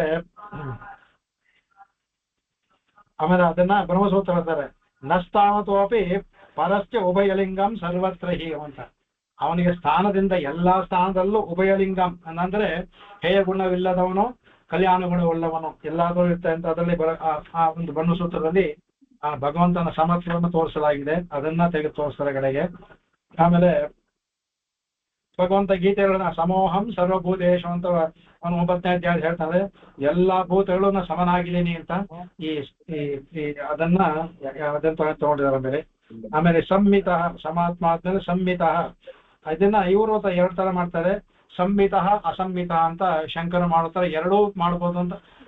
ನಾಮ ಒಂದೇ, ಇಲ್ಲ ಸಂಹಿತ ಆದ್ರೂ ತಗೊಳ್ಳಿ, ಇಲ್ಲ ಅಸಂಹಿತ ತಗೊಳ್ಳಿ, ಒಂದೇ ನಾಮ, ಎರಡು ಯಾವ ತರ ತಗೋಬಹುದು ಅಂತಾರೆ ಇವರು. ಸಂಹಿತ ಅಂದ್ರೆ ಸಮ್ಯಕ್ ಮಿತಃ ಪ್ರಮಾಣೈ ಇತಿ ಸಂಹಿತ ಅಂದ್ರೆ ಸಮ್ಯಕ್ ಮಿತಃ ಅಂದ್ರೆ ಹಿಡಿಯಲ್ಪಡುವನು, ನಮ್ಮ ಗೋಚರಕ್ಕೆ ಬರುವಲ್ಪಡುವನು. ಭಗವಂತ ಪೂರ್ಣವಾಗಿ ಹಿಡಿಯಲು ಸಾಧ್ಯವೇ ಇಲ್ಲ, ಅದು ಅಸಂಹಿತ ಅಂತಲ್ಲ. ಆದರೂ ಸಹ ನಮಗೆ ಒಂದು ಜ್ಞಾನಕ್ಕೆ ಸ್ವರೂಪ ಯೋಗ್ಯ ನಾವು ಧ್ಯಾನವನ್ನು ಮಾಡ್ಬೇಕಾದ್ರೆ ನಮಗೆ ಬೇಕಲ್ಲ. ಅದರಿಂದ ಏನ್ ಮಾಡ್ದಂತೆ ಭಗವಂತ ಮಿತಃ ನಮಗೆ ಒಂದು ನಮ್ಮ ಪರಿಣಾಮಕ್ಕೆ ಬರೋಗೆ ಸಮ್ಯಕ್ ಚೆನ್ನಾಗಿ ನಾವು ಒಂದು ಧ್ಯಾನವನ್ನು ಮಾಡಿದ್ರೆ ಯಾವ ತರ ಧ್ಯಾನ ಮಾಡ್ತೀವಿ ಅದೇ ತರ ತೋರಿಸ್ತಾರೆ. ನೀವು ನರಸಿಂಹನಾಗಿ ಧ್ಯಾನ ಮಾಡಿದ್ರೆ ನರಸಿಂಹನಾಗೇ ನಿಮಗೆ ಅನುಭವ ಕೊಡ್ತಾನೆ, ಕೃಷ್ಣನಾಗಿ ಕೃಷ್ಣನಾಗಿ ಅನುಭವ ಕೊಡ್ತಾನೆ, ರಾಮನಾಗಿ ಧ್ಯಾನ ಮಾಡಿದ್ರೆ ರಾಮನಾಗಿ ಅನುಭವ ಕೊಡ್ತಾನೆ. ನೀವು ಯಾವ ಮಾಡ್ತೀರೋ ಅದೇ ತರ ಅನುಭವವನ್ನು ನೀವು ಕೊಡ್ತಾನೆ. ಅದಕ್ಕೆ ಸಮ್ಯಕ್ ಮಿತಃ ಇದು ಪ್ರಮಾಣೈಹಿ, ಇದು ಪ್ರಮಾಣ ಮಾಡ್ತಾರೆ. ಅದರಿಂದ ಸಂಹಿತಃ ಭಗವಂತನನ್ನ ಅವನು ಪೂರ್ಣವಾಗಿ ಗ್ರಹಿಸಲು ಸಾಧ್ಯವಿಲ್ಲ ಅಂತ ಹೇಳಿ ಆಗಿದೆ. ಆದ್ರೂ ಅವನಿಗೆ ಯಾವುದೋ ಒಂದು ಅಂಶವನ್ನ ಗ್ರಹಿಸ್ಬೋದು ನಾವು. ಆ ತರ ಗ್ರಹಿಸೋದಕ್ಕೆ ನಮಗೆ ಅವನು ತಾನೇ ತನ್ನನ್ನ ಚಿಕ್ಕದ್ ಮಾಡ್ಕೊಂಡ್ಬಿಡ್ತಾನಂತೆ. ನಮ್ಮ ಅಳತೆ ಸಿಗ್ಬೇಕಾದ್ರೆ ಚಿಕ್ಕದ್ ಮಾಡ್ಕೊಂಡ್ಬಿಡ್ತಾನಂತೆ ತಾನು. ಮಿತಃ ತನ್ನನ್ನ ಮಿತ ಮಾಡ್ಕೊಳ್ತಾನಂತೆ ಭಗವಂತನ ಕೂಡ ನೋಡಿ. ಸಮ್ಯಕ್ ಮಿತ ಸಮ್ಯಕ್ ಚೆನ್ನಾಗಿ ಅಲ್ಪ ಮಾಡ್ಕೊಂಡ್ಬಿಡ್ತಾನಂತೆ. ಅವಾಗ್ಲ ನಮಗೆ ಇಲ್ಲ, ನಮ್ಮ ಬುದ್ಧಿ ಎಟ್ಕೋದಿಲ್ವಲ್ಲ, ನಮ್ಮ ಬುದ್ಧಿಗೆ ಎಟಗುವಷ್ಟು ಚಿಕ್ಕದಾಗಿ ತಾನ ಆಗ್ತಾನಂತೆ ಅವನು. ಅದರಿಂದ ಸಂಹಿತಃ ಅಂತ ಹೇಳಿದ್ರು. ಆಮೇಲೆ ಕಡೆಗೆ ಅದು ಸಮ್ಯಕ್ ಮಿತಂ ಜಗತ್ ತ್ರಿತಯಂ ಏನೈತಿ ಸಂಹಿತ ಅಂತ ಹೇಳ್ತಾರೆ. ಅವನು ಭಗವಂತ ವಾಮನಾವತಾರ ಮಾಡಿದ್ರ ಎಲ್ಲವನ್ನು ಈ ಜಗತ್ತನ್ನ ಮಿತ ಚಿಕ್ಕದಾಗಿ ಮಾಡ್ಬಿಟ್ನಂತೆ. ಅವನ ಅಳಿಬೇಕಾದ್ರೆ ಸಮ್ಯಕ್ ಮಿತಂ ಜಗತ್, ಈ ಜಗತ್ತನ್ನ ಮಿತ ಮಾಡ್ಬಿಟ್ನಂತೆ. 3 ಅಳಿಬೇಕಾದ್ರೆ ಅದೇನು ಎಲ್ಲವನ್ನೂ ಅಳದಾಕ್ಬಿಟ್ಟ, 2 ಕಾಲ ಅಳದಾಕ್ಬಿಟ್ಟ, ಎಲ್ಲವೂ ಮಿತವಾಗೋಯ್ತು. ಅವನ ಪಾದ ಒಳಗಡೆ ಎಲ್ಲ ಸೇರ್ಕೊಂಡ್ಬಿಡ್ತು. ಅದರಿಂದಲೂ ಸಂಹಿತ ಅಂತ ಹೇಳೋದು. ಜಗತ್ತನ್ನ ತನ್ನ ಪಾದಗಳಲ್ಲಿ ಅಳು ಸಿಗೋ ಹಾಗೆ ಮಾಡ್ಕೊಂಡ್ಬಿಟ್ನಲ್ಲ, ಮಿತವಾಗಿ ಮಾಡ್ಕೊಂಡ್ಬಿಟ್ನಲ್ಲ, ಅದರಿಂದಲೂ ಅವನು ಸಂಹಿತ. ಇದು ಅದ್ಭುತವಾದ ವ್ಯಾಖ್ಯಾನ, ಇದು ತುಂಬಾ ಚೆನ್ನಾಗಿದೆ. ಕೆಲವು ನನಗೆ ಮದ್ದು ಭಾಷೆ ತುಂಬಾ ಚೆನ್ನಾಗಿದೆ, ಬಹಳ ವಿಶೇಷವಾಗಿ ತೆಗೆದು ತೋರಿಸ್ತಾರೆ ಅದೆಲ್ಲ. ಅದಕ್ಕೆ ಅವಾಗ ಅದನ್ನ ಹೇಳ್ತಾರೆ, ಇದಕ್ಕೆ ವಿರುದ್ಧವಾಗಿ ಹೇಳ್ತಾರೆ. ಅದಕ್ಕೆ ಯಾವುದು ಸಮ್ಯಕ್ ಮಿತೋ ನ ಭವತಿ ಇತಿ ಅಸಂಹಿತಃ ಅಂದ್ರೆ ಯಾವನು ನಮ್ಮ ಒಂದು ಅಳತೆಗೆ ನಮ್ಮ ಅಳತೆ ಬಿಟ್ಟು ನಾವು ನೋಡಕ್ ಹೋದ್ರೆ ಸಿಗೋದಿಲ್ಲ ಅವನು. ಸಮ್ಯಕ್ ಹೇಳ್ತಾನೆ ಅಂದ್ರೆ ಸಂಯಂಗ್ ಮಿತೋ ನ ಭವತಿ ಇತಿ, ನಮ್ಮ ಒಂದು ಬುದ್ಧಿಗೆ ಬರದಾರಷ್ಟು ದೊಡ್ಡದಾಗಿದಾನಲ್ಲ, ಅದರಿಂದ ಅಸಂಹಿತಃ. ಯಾವುದೋ ಒಂದು ಗುಣ, ಅದಕ್ಕೆ ಎಲ್ಲಾ ಬ್ರಹ್ಮವಿದ್ಯೆಯಲ್ಲೂ ಒಂದು ಗುಣವನ್ನು ಹೇಳಿದೆ. ಎಲ್ಲಾ ಗುಣ ಅದನ್ನ ಹೇಳ್ತಾರೆ, ಒಂದು ಗುಣ ಎಲ್ಲಾ ಗುಣ ಸೇರಿಸ್ಕೊಂಡು ಮಾಡಕ್ ಹೋಗ್ಬೇಡಿ, ಸಿಗೋದಿಲ್ಲ ಅಂತ. ಯಾವ ಗುಣವನ್ನು ಹೇಳಿದ್ರು ಆ ಗುಣವನ್ನೇ ಮಾಡಿ. ಆದಿತ್ಯನಲ್ಲಿ ದಾನ ಮಾಡಿ, ಮಧುವಿದ್ಯೆಯಲ್ಲಿ ಮಧುವಾಗಿ ಅದನ್ನ ಮಾಡಿ ಅಂತ ಹೇಳ್ತಾರೆ, ಅವಾಗ ಮಿತವಾಗಿ ಸಿಗ್ತಾನೆ.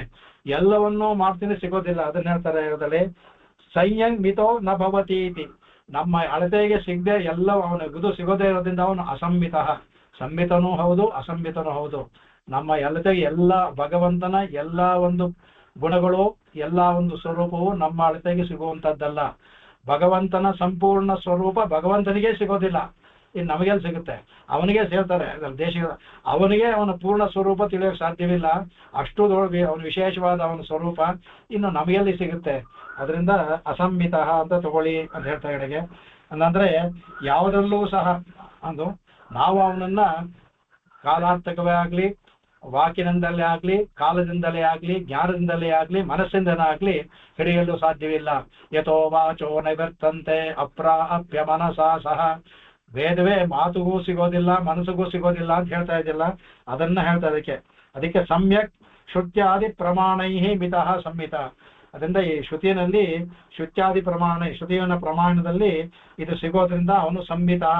ಶ್ರುತಿನಲ್ಲಿ ಈ ತರ ಪ್ರಮಾಣ ಇದೆ, ಭಗವಂತನ ಒಂದೊಂದು ಉಪಾಸನೆ ಒಂದೊಂದು ಗುಣವನ್ನ ಮಾಡಿ ಸಿಗ್ತಾನೆ ಅಂತ ಅನ್ನೋದಲ್ಲ, ಅದರಿಂದ ಸಂಹಿತನಾಗ್ತಾನೆ. ಅದೇ ಶ್ರುತಿ ಸಮ್ಯಕ್ ಸಾಕಲ್ಯೇನ ಪ್ರಮಾಣೈ ಅಪ್ರಮಿತಿ ಇತಿ ವಾ ಅಪರಿಚ್ಛಿನ್ನ ಇತಿ ವಾ ನ ಪ್ರಮಿತಿ ಇತಿ ಅಸಂಹಿತ.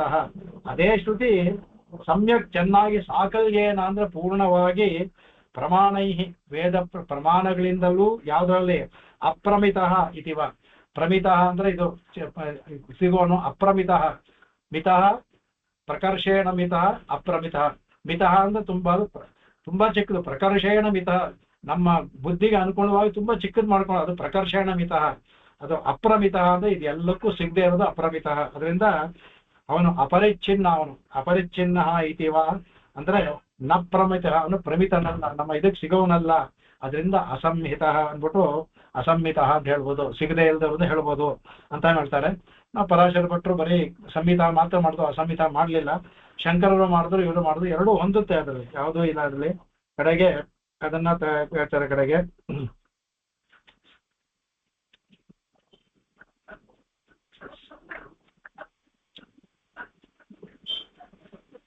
ಭಗವದ್ಗೀತೆ ಕೆಲವೆಲ್ಲವನ್ನೂ ಸಹ ವೇದಾಹಂ ಸಮತೀತಾನ್ ಹೇಳ್ತಾರೆ.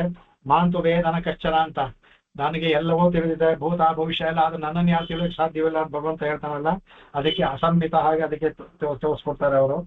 ಕಡೆಗೆ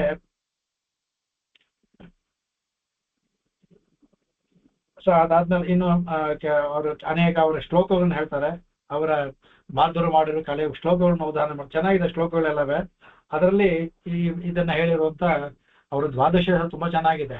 ಮಾಧುರು ಮಾಡಿರುವಂತ ದ್ವಾದಶ ಸ್ತೋತ್ರ ಬಹಳ ಅದ್ಭುತವಾಗಿದೆ. ಅದು ಅನೇಕ ಸ್ತೋತ್ರಗಳು ಮಾಡಿದ್ದಾರೆ. ವಿಷ್ಣುವನ್ನ ಕೊಂಡಾಡೋದ್ರಲ್ಲಿ ಅದ್ಭುತವಾಗಿ ಕೊಂಡಾಡ್ತಾ ಇರೋದಂಥದನ್ನ, ಅದನ್ನ ಕೆಲವು ಸ್ತೋತ್ರಗಳನ್ನು ಕೋಟ್ ಮಾಡ್ತಾ ಇರೋದು.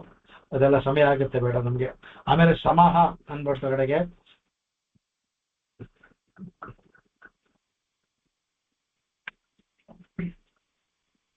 ಇಲ್ಲಿ ಸಮಹ ಅನ್ಬೇಕಾದ್ರೆ ಒಂದೇ ಮಾಡಿದ್ರು.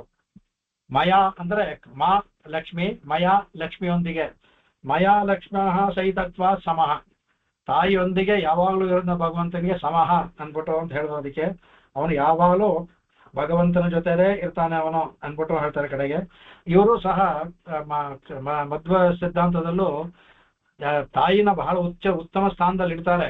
ಆದ್ರೆ ಜೀವಕೋಟಿಯಲ್ಲಿ ಸೇರಿಸ್ತಾರೆ, ಅವ್ರಿಗೆ ಜೀವಕೋಟಿಯಲ್ಲಿ ಸೇರಿಸ್ತಾರೆ. ಅವ್ರು ವಿಭು ಒಬ್ಬನೇ ಅನ್ಬಿಟ್ಟು ಅಂತ ತಾಯಿನ ಜೀವಕೋಟಿಯಲ್ಲಿ ಸೇರ್ತಾರೆ. ಆದ್ರೆ ತಾಯಿಗೆ ಭಗವಂತನಷ್ಟೇ ಉನ್ನತ ಗುಣಗಳು ಎಲ್ಲವನ್ನೂ ಹೇಳ್ತಾರೆ, ಹೇಳ್ಬಿಟ್ಟು ಜೀವಕೋಟಿಯಲ್ಲಿ ಸೇರಿಸ್ತಾರೆ ಅವರು. ಅದೇ ತರ ಅದನ್ನ ಆದ್ರೂ ಎಲ್ಲಾರು ಹೊಗಳ್ತಾರೆ, ಎಲ್ಲ ಹೇಳ್ಬೇಕು, ತಾಯಿನ ಹೇಳ್ದೇ ಇರೋದಿಲ್ಲ ಅವರು. ಆಮೇಲೆ ಮಾ ಅಂದ್ರೆ ವೇದ ಅಂತ ಆಗುತ್ತೆ, ಮಾ ಅಂದ್ರೆ ವೇದ ಅಂತ ಆಗುತ್ತೆ. ಮಾ ರಮಾ ಮಂಗಳ ಅಂದ್ರೆ ಮಾ ಅಂದ್ರೆ ವೇದವೂ ಆಗುತ್ತೆ. ಮಾ ಬಿಹಿ ಅಂದ್ರೆ ವೇದೈಹಿ ಅಂತ, ವೇದೈಹಿ ಪ್ರಮಾಣೈಹಿ ಸಹಿತತ್ವಾತೆ ಸಮಹ. ಆಮೇಲೆ ಅಂದ್ರೆ ವೇದ ಪ್ರಮಾಣಗಳಿಂದ ಅವನು ಉಳ್ಳವನು, ಅವನ ಅಂದ್ರೆ ವೇದ ಭಗವಂತನಿಗೆ ಶಬ್ದವೇ ನಮಗೆ ತಿಳಿಯೋದಕ್ಕೆ ಬೇರೆ ಯಾವುದು ದಾರಿನೇ ಇಲ್ಲ. ವೇದದಲ್ಲಿ ಹೇಳಿರೋ ತರ ಅದ್ರ ಪ್ರಕಾರ ಮಾಡ್ತೀವಿ ನಾವು. ಅದರಿಂದ ಯಾವುದು ನಮಗೆ ಮಿತವೇ ಆಗ್ಲಿ, ಅದನ್ನ ವೇದ ಪ್ರಮಾಣದಿಂದ ಅವನು ಸಹಿತವಾಗಿ ಇರೋದ್ರಿಂದ ಅವನು ಸಮಹ ಅಂತ ಹೇಳ್ತಾರೆ. ಅದರಿಂದ ವೇದಗಳಿಂದ ತಿಳಿಯಲ್ಪಡುವವನು, ಅದರಿಂದ ಸಮಹ ಅಂತ ಹೇಳಿ. ಆಮೇಲೆ ಸರ್ವತ್ರ ಸರ್ವರೂಪೇಶು ಸಮತ್ವಾತ್ ಸಮಹ, ಎಲ್ಲಾ ಕಾಲದಲ್ಲೂ ಎಲ್ಲಾ ರೂಪದಲ್ಲೂ ಒಂದೇ ತರ ಇರ್ತಾನೆ ಭಗವಂತ ಅವನು, ಅದರಿಂದ ಅವನು ಸಮಹ ಅನ್ಬಿಟ್ಟು. ಯಾವ ರೂಪದಲ್ಲಿದ್ರು ಎಲ್ಲಾ ಕಾಲದಲ್ಲೂ ಎಲ್ಲಾ ದೇಶಗಳಲ್ಲೂ ಯಾವ ರೂಪದಲ್ಲೇ ಇದ್ರು ಅವನು ಸಮನಾಗಿರ್ತಾನೆ, ನಮಗ್ ಮೇಲ್ ಗೊತ್ತಾಗಲ್ಲ ಅಷ್ಟೇ, ಅದರಿಂದ ಸಮಹ ಅಂತ ಹೇಳ್ತಾರೆ ಕಡೆಗೆ. ಆಮೇಲೆ ತತ್ಯೋಗ ಫಲದಾತೃತ್ವಾತೆ ಸಮಹ, ಅದಂದ್ರೆ ಒಬ್ಬೊಬ್ಬರಿಗೆ ಯೋಗ್ಯ ಫಲತ್ವಾತೆ, ಅವರವರ ಯೋಗ್ಯತೆಗೆ ಅಂದ್ರೆ ನಮ್ಮ ಉಪಾಸನೆ ತೀವ್ರತೆ ಮೇಲೆ ಹೋಗುತ್ತೆ. ಯಾವೊಂದು ಮಾಡಿದ್ರು ಎಷ್ಟು ಚೆನ್ನಾಗಿ ಮಾಡ್ತೀವಿ ಅಂತ ಹೋಗುತ್ತೆ. ಅದರಿಂದ ಅವರ ಉಪಾಸನೆ ತೀವ್ರತೆಗೆ ತಕ್ಕಂತೆ ಏನ್ ಮಾಡಿದ್ರು ತತ್ತದ್ ಯೋಗ, ಅವರು ಎಷ್ಟು ಯೋಗದಲ್ಲಿ ಭಗವಂತನ ಒಲಿಸ್ಕೊಂಡು ಅದಕ್ಕೆ ತಕ್ಕವಾದ ಫಲವನ್ನು ಫಲದಾತೃತ್ವಾತೆ ಸವನು ಸಮಹ.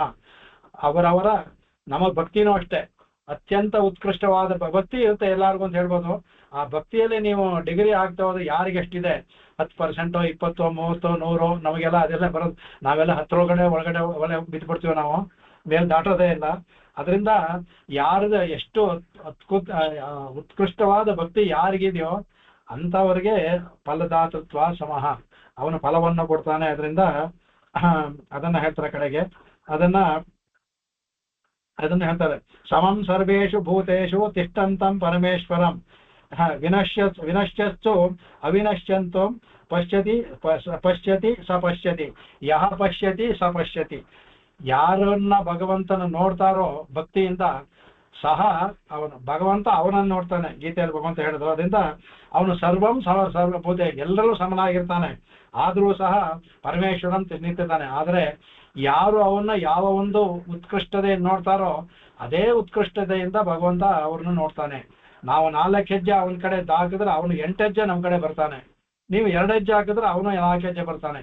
ನಾವು ಎಷ್ಟು ಉತ್ಕೃಷ್ಟತೆಯನ್ನು ಮಾಡ್ತೀವೋ ಅದೇ ತತ್ತದ್ಯೋಗ ಫಲದಾತೃತ್ವ, ಅವರ ಯೋಗ್ಯತೆಗೆ ತಕ್ಕದಾದ ಫಲವನ್ನು ಕೊಡ್ತಾನೆ. ಅದರಿಂದ ಸಮಹ ಅನ್ಬಿಟ್ಟು ಅಂತ. ಸಮ ಅಂದ್ರೆ ಅವರಿಗೆ ಆ ಯೋಗ್ಯತೆ ತಕ್ಕದಾಗೆ ನಾವು ಬೆಲೆ ಹೇಳ್ತೀವಲ್ಲ. ತುಂಬಾ ಒಳ್ಳೆ ಕ್ವಾಲಿಟಿ ಇರೋದು ಒಂದು ಬೆಲೆ, ಅದೇ ವಸ್ತು ಸ್ವಲ್ಪ ಕಮ್ಮಿ ಇರೋದು ಕಮ್ಮಿ, ಅದೇ ಇರ್ತದೆ ಲೋಕದಲ್ಲಿ ನೋಡ್ತೀವಲ್ಲ. ಅದೇ ತರ ಭಗವಂತನು ಅಷ್ಟೇ. ಅತ್ಯುತ್ತಮವಾದ ಬೆಲೆ ಎಲ್ಲಿಗೆ ಅಂದ್ರೆ ಯಾರ ಭಗವಂತನಲ್ಲಿ ಅದೇ ಒಂದು ಆ ಒಂದು ಚಪ್ಪಲಿ ಕಥೆ ಹೇಳಿದ್ವಲ್ಲ, ಅವನು ಚಮ್ಮಾರಂದು, ಅದು ಅಲ್ಲಿ ಆ ತರ ಅವರಿಗೆ ಭಕ್ತಿ ಯಾರಿದೆ ಅದು ಅವರು ಇದನ್ನ ಮೇಲೆ ಭಗವಂತ ತಾನು ಅವರಿಗೆ ಅವರ ಹತ್ರ ಹಿಡಿದು ಬರ್ತಾನೆ ಅನ್ನೋದ್ರಿಂದ ಸಮಹ ಅಂತ ಹೇಳ್ತಾರೆ ಕಡೆ ಮೇಲೆ.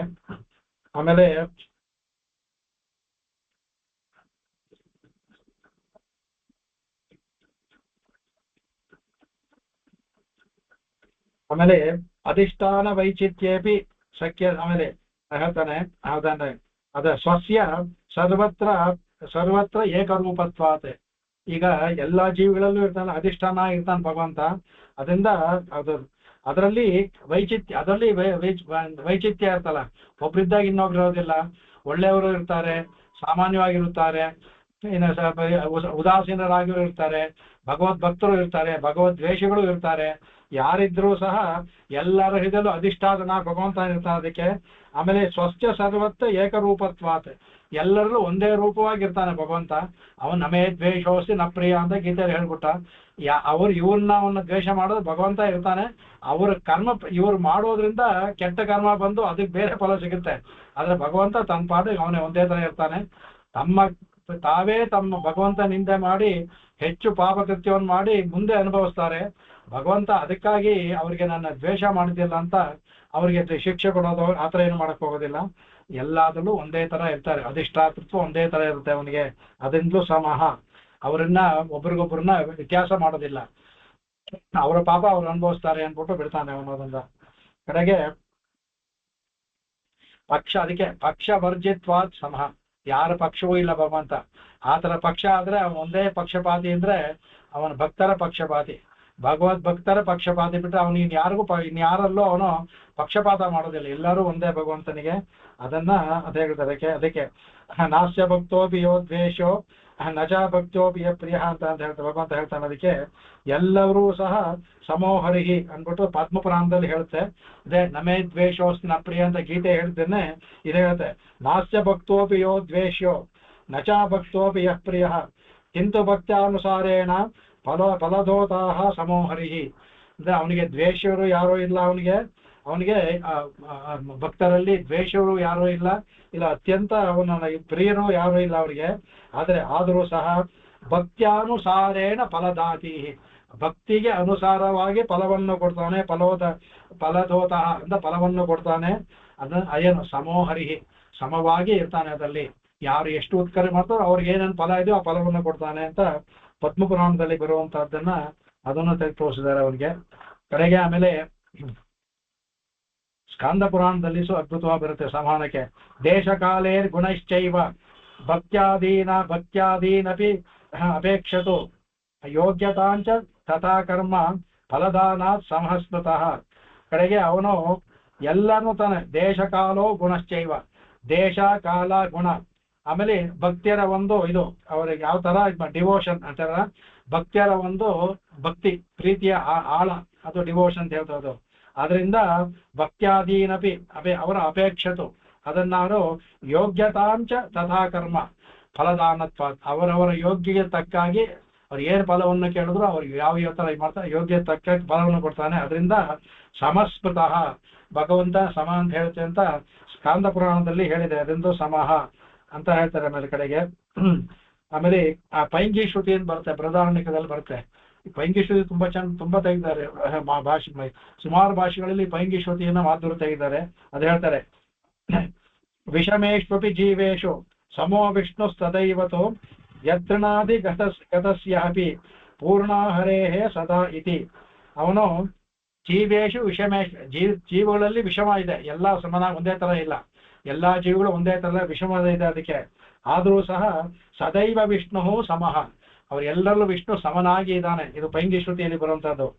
ಯತ್ನಾದಿ ಗತಸ್ಯಾಪಿ ಪೂರ್ಣಾಹರೇ ಒಂದು ಹುಲ್ಲೇ ಆಗ್ಲಿ, ಹುಲ್ಲಿನಲ್ಲಿ ಅವನು ಹೋದ್ರು ಅಯ್ಯೋ ಹುಲ್ಲು ತಾನೇ ಇದು ಯಾಕೆ ನಾವು ಅಂತ ಇರುವಂತೆ ಪರಿಪೂರ್ಣವಾದ ಗುಣಗಳೊಂದಿಗೆ ಇರ್ತಾಂತೆ ಅಲ್ಲವೇ. ಯತ್ನಾದಿ ಗತಸ್ಯಾಪಿ ಪೂರ್ಣಾಹರಿ, ಹರಿ ಒಂದು ಹುಲ್ಲೇ ಆಗ್ಲಿ, ಇಲ್ಲ ಅವನ ದ್ವೇಷ ಮಾಡೋರ್ಲೇ ಆಗ್ಲಿ, ಇಲ್ಲ ಅವನ ಭಕ್ತರೇ ಆಗ್ಲಿ, ಯಾವಾಗ್ಲೂ ಸಹ ಅವನು ಪೂರ್ಣವಾಗಿ ಸದಾ ಕಾಲದಲ್ಲಿ ಇರ್ತಾನೆ.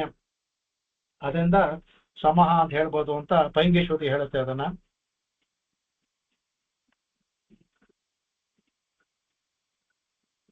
ಆಮೇಲೆ ಅಮೋಘ ಹೋಗೋಣ. ಇನ್ನೊಂದ್ 2-3 ಇದೆ, ಅವರ ನ್ಯಾಯ ಅವ್ರದ್ದು ಹೇಳಿದ್ದಾರೆ ಬೇಡ ಅದಕ್ಕೆ. ಅಮೋಘ ಅಂತ ಹೇಳ್ತಾರೆ. ನ ವಿದ್ಯತೆ ಮೋಘಂ ಜಗತ್ ಸರ್ಜನಾಧಿಕಂ ಯಶ್ಚೈತಿ ಅಮೋಘ. ಕಡೆಗೆ ಅವನಿಗೆ ಅವನು ಮೋಘ ಅಂದ್ರೆ ಅದರಲ್ಲಿ ಇದರಲ್ಲಿ ಒಂದು ಯಾವ ಒಂದು ಮಾಡಿದ್ರು ಸಹ ಅವನು ಮೋಘ ಅಂದ್ರೆ ಕಳಪೆ ಆಗಿರೋದು, ಇಲ್ಲ ಕೆಲಸಕ್ಕೆ ಬಾರದದ್ದು, ಅದು ಮೋಘ. ಯಾವುದೂ ಇಲ್ಲ ಅವನು ಭಗವಂತ ಯಾವ ಕೆಲಸವೂ ನಾವು ಮಾಡೋದು ಕಳಪೆ ಕೆಲ್ಸಕ್ಕೆ ಬಾರ್ದ ಕೆಲಸ ಮಾಡ್ತೀವಿ ಇದಕ್ಕೆ.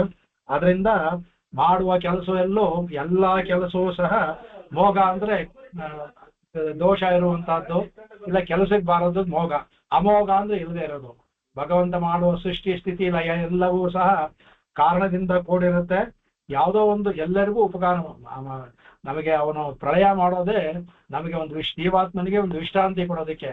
ಒಂದು ಪ್ರಳಯ ಆಗೋದಕ್ಕೂ ಅನೇಕ ಜನ್ಮಗಳು ತಗೊಂಡಿರ್ತೀವಿ, ಆಯಾಸ ಪಟ್ಟಿರ್ತೀವಿ, ಸ್ವಲ್ಪ ವಿಶ್ರಾಂತಿ ಪಡ್ಕೊಳ್ಳಿ ಅಂತ ಭಗವಂತ ಪ್ರಳಯವನ್ನು ಮಾಡ್ತಾನೆ, ವಿಶ್ರಾಂತಿ. ಅದರಿಂದ ಪ್ರತಿಯೊಂದು ಸಹ ಮಾಡೋದು ಉಪಯುಕ್ತವಾದ ಕೆಲಸವೇ, ಜೀವಾತ್ಮನಿಗೆ ಉಪಯುಕ್ತವಾದ ಕೆಲಸವನ್ನೇ ಮಾಡ್ತಾನೆ. ಅದರಿಂದ ಅದು ಹೇಳ್ತಾರೆ ಅದನ್ನ ಹೇಳ್ತಾರೆ, ಯಚ್ಚಿಕೇತ ಸತ್ಯಮಿತ್ತಂ ನಮೋಘಂ ಇತಿ ಶ್ರುತಿನಲ್ಲಿ ಹೇಳ್ತೆ. ಅವನು ಸತ್ಯಮಿತ್ತಂ ನಮೋಘಂ, ಅವನು ಮಾಡೋದು ಯಾವುದೂ ಸಹ ಮೋಘವಲ್ಲ, ಸತ್ಯಂ ನಿಜವಾದದ್ದು, ಸತ್ಯವಾದದ್ದು, ಎಲ್ಲರೂ ಉಪಯೋಗವಾದದ್ರಲ್ಲಿ ಮೋಘ ಇಲ್ಲ ಅದು. ಅದರಿಂದ ಅಮೋಘ ಅಂತ ಹೇಳ್ತಾ ಇದಕ್ಕೆ. ಆಮೇಲೆ ಇನ್ನೊಂದು ಹೇಳ್ತಾರೆ, ಅಮೋಘ ಅಂದ್ರೆ ಸತ್ಯ ಸಂಕಲ್ಪ.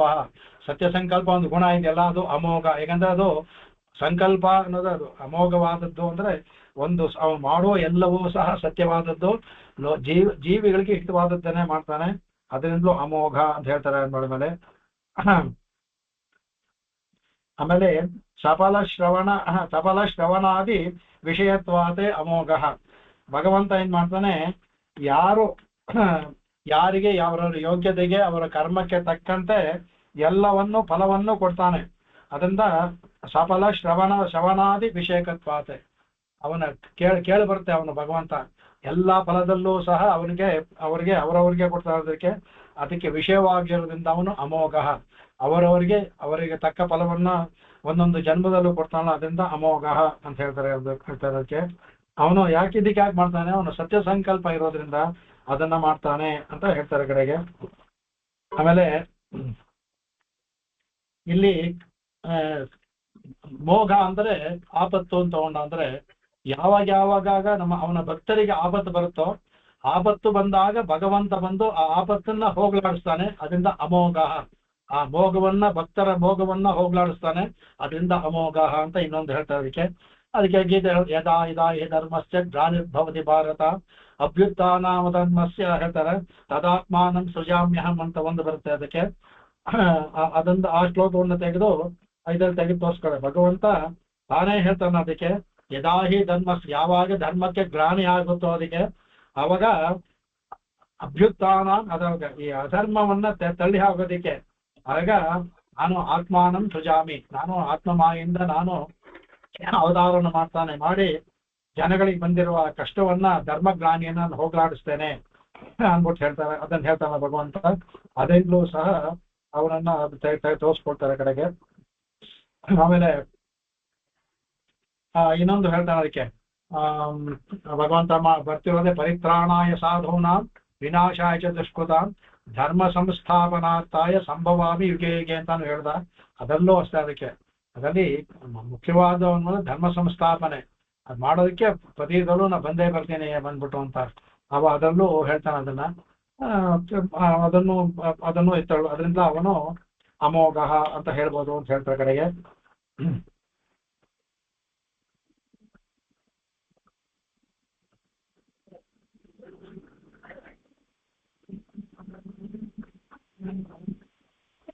ಅವ್ರು ಬೇರೆ ಹೇಳ್ತಾರೆ. ಆಮೇಲೆ ಅಮೋಘ ಅಂದ್ರೆ ಆಮೇಲೆ ಸ್ವಾಹಾಯ ಪುತ್ರ ತಸ್ಯ ಸಂಪೂರ್ಣ ನಿಯಾಮಕ ಅಮೋಘ ಅಂತ ಹೇಳ್ತಾರೆ. ಸ್ವಾಹಾಯ ಅಂದ್ರೆ ಅವನು ಅಗ್ನಿ, ಸ್ವಾಹಾಯ ಅಂದ್ರೆ ಅಗ್ನಿ, ಸ್ವಾಹ ಅನ್ನೋದು ಅಗ್ನಿ ಇದೆ, ಅದರಿಂದ ಅಗ್ನಿಯ ಪುತ್ರನಾದನ್ನ ಅವನಿಗೆ ಸ್ವಾಹಾಯಾಹ ಪುತ್ರ. ಇವನು ಅದರಿಂದ ಅಗ್ನಿಯನ್ನ ಇವನು ಯಾವಾಗ ಭಗವಂತನೇ, ಏನ್ ಅಗ್ನಿಲಿ ಹೋದ್ರು ಭಗವಂತನಿಗೆ ಹೋಗೋದು.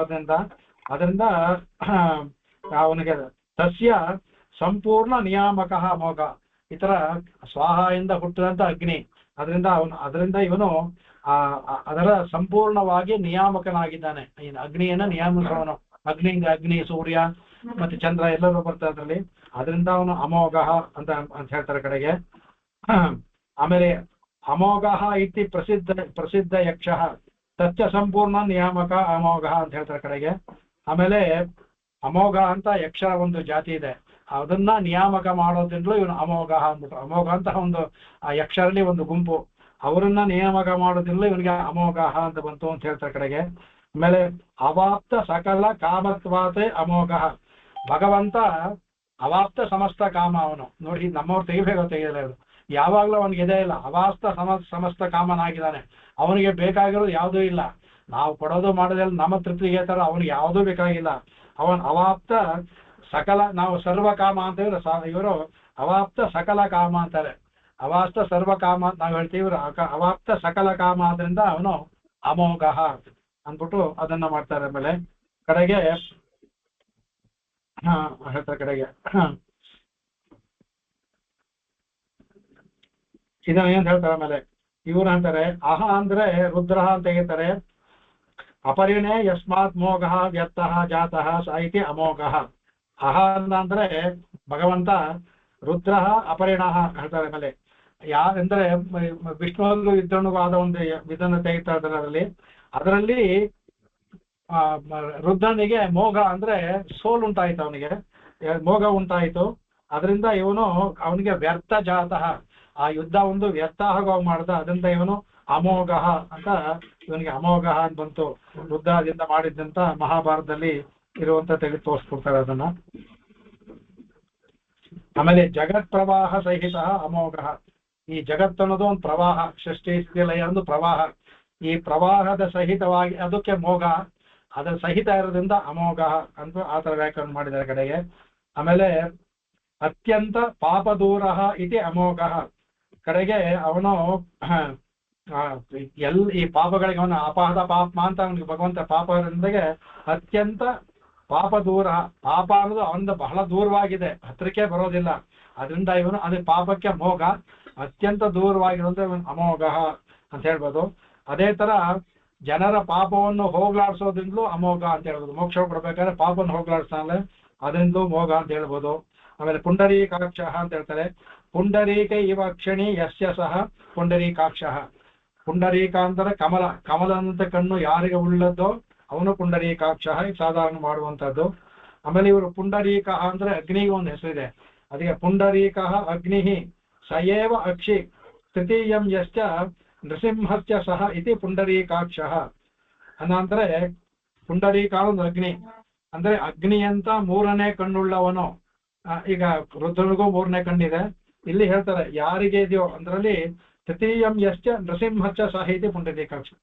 ನರಸಿಂಹನಿಗೆ ಮೂರನೇ ಕಣ್ಣು ಅಂತ ಹೇಳ್ತಾರೆ. ಏನಪ್ಪ ಮೂರನೇ ಕಣ್ಣು ಅಂದ್ರೆ, ಆ ಎರಡು ಕಣ್ಣೇ ಹಿರಣ್ಯಾಕ್ಷ ನೋಡುವಾಗಿ ಕೋಪೋದ್ರತ ಜ್ವಲಿಸುವಂತ ಕಣ್ಣುಗಳು, ಅದು ಅಗ್ನಿ. ಅದೇ ಪುಂಡರೀಕವಾಗಿರೋ ಕಣ್ಣುಗಳು. ಪ್ರಹ್ಲಾದ ನೋಡುವಾಗ ತಂಪಾದ ಕಣ್ಣುಗಳು. ಅದರಿಂದ ಆತರ ನರಸಿಂಹನಿಗೆ ಆತರ ಜ್ವಲಿಸುವ ಕಣ್ಣು ಹಿರಣ್ಯಕಶಿಪು ನೋಡುವಾಗಿತ್ತಲ್ಲ, ಅದರಿಂದ ಪುಂಡರೀಕಾಕ್ಷ. ಅದೇ ಪ್ರಹ್ಲಾದನ ನೋಡ್ಬೇಕಾದ ತಂಪಾದ ತಾವರೆಯಂತ ತಂಪಾದ ಕಣ್ಣುಳ್ಳವನು ಇವನಿಗೆ, ಯಾರಿಗೆ ಪ್ರಹ್ಲಾದನಿಗೆ. ಹಿರಣ್ಯಕಶಿಪುವಿಗೆ ಪುಂಡರೀಕ ಅಂದ್ರೆ ಅಗ್ನಿ ಅಂತ ಕಣ್ಣುಳ್ಳವನು ಅವನಿಗೆ. ಏಕಕಾಲದಲ್ಲಿ ಅವನಿಗೆ ಅಗ್ನಿ ಅಂತ ಕಣ್ಣು ತೋರಿಸ್ತಾನೆ, ಇವನಿಗೆ ಅತ್ಯಂತ ಕರುಣಾ ದೃಷ್ಟಿಯನ್ನು ತೋರಿಸ್ತಾನೆ. ಅದೆಲ್ಲೂ ಪುಂಡರೀಕಾಕ್ಷ ಅಂತ ತೋರ್ತಾರೆ. ಅದನ್ನ ಹೇಳ್ತಾರೆ. ಪುಂಡರೀಕ ನಾಮಕ ಅಗ್ನೋ ಅಕ್ಷಿ ಕೃಪಾದೃಷ್ಟಿ ಎಸ್ ಐತಿ ಇದು ಮಾಡ್ತಾನೆ ಕಡೆಗೆ. ಅಂದ್ರೆ ಪುಂಡರೀಕ ಮುನಿ ಅಂತಾರೆ. ಪುಂಡರೀಕ ಅನ್ನೋದು ನಾವು ಇದನ್ನು ಪುಂಡರೀಕ ಒಬ್ಬ ಮುನಿ ಇದ್ದ, ಅವನ ಕಣ್ಣುಗಳು ಅವನಿಗೆ ಕೃಪಾದೃಷ್ಟಿಯನ್ನು ಕೊಟ್ಟ ಭಗವಂತ, ಅದರಿಂದ ಪುಂಡರೀಕ ಅಕ್ಷ ಅಂತ. ಪುಂಡರೀಕನಿಗೆ ತನ್ನ ಕೃಪೆಯಿಂದ ದೃಷ್ಟಿಯನ್ನು ಕೊಟ್ಟಿದ್ರಿಂದ ಪುಂಡರೀಕಾಕ್ಷ ಅಂತ, ಅವನಿಗೆ ಕಣ್ಣನ್ನು ಕೊಟ್ಟಿದ್ರಿಂದ. ಅದೇ ಪ್ರಹ್ಲಾದನಿಗೆ ತಂಪಾದ ಕಣ್ಣನ್ನು ಪುಂಡರೀಕನಾಗಿ ಕಣ್ಣು ತೋರಿಸೋದ್ರಿಂದ ಪುಂಡರೀಕಾಕ್ಷ ಅಂತಾನು ತಗೋಬಹುದು ಅಡಿಗೆ. ಆಮೇಲೆ ಹೃದಯಸ್ಥಂ ಪುಂಡರೀಕಂ ಅಶ್ನುತೆ ವ್ಯಾಪ್ನೋತಿ ತತ್ರ ಉಪಲಭ್ಯತೆ ಇತಿ ಪುಂಡರೀಕಾಕ್ಷ. ಹೃದಯ ಅನ್ನೋದು ಪುಂಡರೀಕ, ಅದನ್ನ ಅಶ್ನುತೆ ಅಂದ್ರೆ ವ್ಯಾಪ್ನುತೆ, ವ್ಯಾಪಿಸ್ಕೊಂಡಿದ್ದಾನೆ ಅವನು. ತತ್ರ ಉಪಲಭ್ಯತೆ ಇದೆ ಪುಂಡರೀಕಾಕ್ಷ, ಅದನ್ನ ಪಡ್ಕೊಂಡಿದ್ದಾನೆ. ಪುಂಡರೀಕ ಅಕ್ಷ ಅಂದ್ರೆ ಕಣ್ಣು ಅಂತ ಒಂದು ಆಗುತ್ತೆ, ಅಕ್ಷ ಅಂದ್ರೆ ಒಂದು ಹಿಡಿತ. ಹೇಗೆ ನಾವು ಗಾಡಿಗೆ ಅಕ್ಷ ಅಂತ ಮಧ್ಯದಲ್ಲಿ ಆಗ್ತೀವೋ ಅದಿದ್ರೆ ತಿರುಗುತ್ತಲ್ಲ, ಅದನ್ನ ತನ್ನ ಸ್ಥಾನವಾಗಿ ಇರೋದ್ರಿಂದ ಅವನು ಅಕ್ಷವಾಗಿ ಪುಂಡರೀಕ ಹೃದಯದಲ್ಲಿ ಅದನ್ನೇ ಒಂದು ಸ್ಥಾನವನ್ನಾಗಿ ಮಾಡಿಕೊಂಡು ಜಾಗ ಮಾಡ್ಕೊಂಡಿರೋದ್ರಿಂದ ಅದರಿಂದಲೂ ಪುಂಡರೀಕಾಕ್ಷ. ಅದಾದ್ಮೇಲೆ ಆಮೇಲೆ ಯತ್ ಪುಂಡರೀಕಂ ಪುರಮಧ್ಯ ಸಗ್ಗಸ್ತಂ ಅನ್ನೋದು ಅದಕ್ಕೆ ಆ ತರ ಯಾಕೆ ತೋರಿಸ್ತಾರೆ, ಪುಂಡರೀಕಂ ಪುರಮಧ್ಯ ಸಗ್ಗಸ್ತಂ ಅನ್ನೋದನ್ನ ಇದ್ರಲ್ಲಿ ತೋರಿಸ್ಕೊಡ್ತಾರೆ ಕಡೆಗೆ. ಆಮೇಲೆ ಇನ್ನೊಂದು ಹೇಳ್ತಾನೆ, ಆಮೇಲೆ ಪುಂಡರೀಕಂ ಪರಂಧಾಮ ನಿತ್ಯಮಕ್ಷಯಂ ಅವ್ಯಯಂ ತೇನೈವ ಪುಂಡರೀಕಾಕ್ಷ ಉಚ್ಯತೆ ಪುರುಷೋತ್ತಮ ಅಂದ್ಬಿಟ್ಟು ಅಂತ ಈ ಮಹಾಸಂಹಿತೆಯಲ್ಲಿ ಬರುವಂತ ಒಂದು ವಾಕ್ಯವನ್ನು ತೆಗೆದು ತೋರಿಸ್ತಾರೆ. ಅವನು ಪುಂಡರೀಕಂ ಪರಂಧಾಮ, ಆ ಪುಂಡರೀಕ ಅನ್ನೋದು ಅವನ ಪರಂಧಾಮಕ್ಕೂ ಒಂದು ಪುಂಡರೀಕ ಅಂತ, ಅದಕ್ಕೂ ಪುಂಡರೀಕ ಅಂದ್ರೆ ಅಗ್ನಿ, ಪುಂಡರೀಕ ಅಂದ್ರೆ ತಾವರೆ, ಆ ಮಹಾ ಇದಕ್ಕೂ ಪುಂಡರೀಕ ಅಂತ. ಪುಂಡರೀಕಂ ಪರಂಧಾಮ ಅದು ಯಾವುದು, ನಿತ್ಯಂ ಅಕ್ಷಯಂ ಅವ್ಯಯಂ, ನಿತ್ಯವಾದದು, ಕ್ಷಯವಿಲ್ಲದು, ಅವ್ಯಯ, ಅದು ಯಾವ ವಿಕಾರವೂ ಇಲ್ಲ ಅಂತದ್ದು.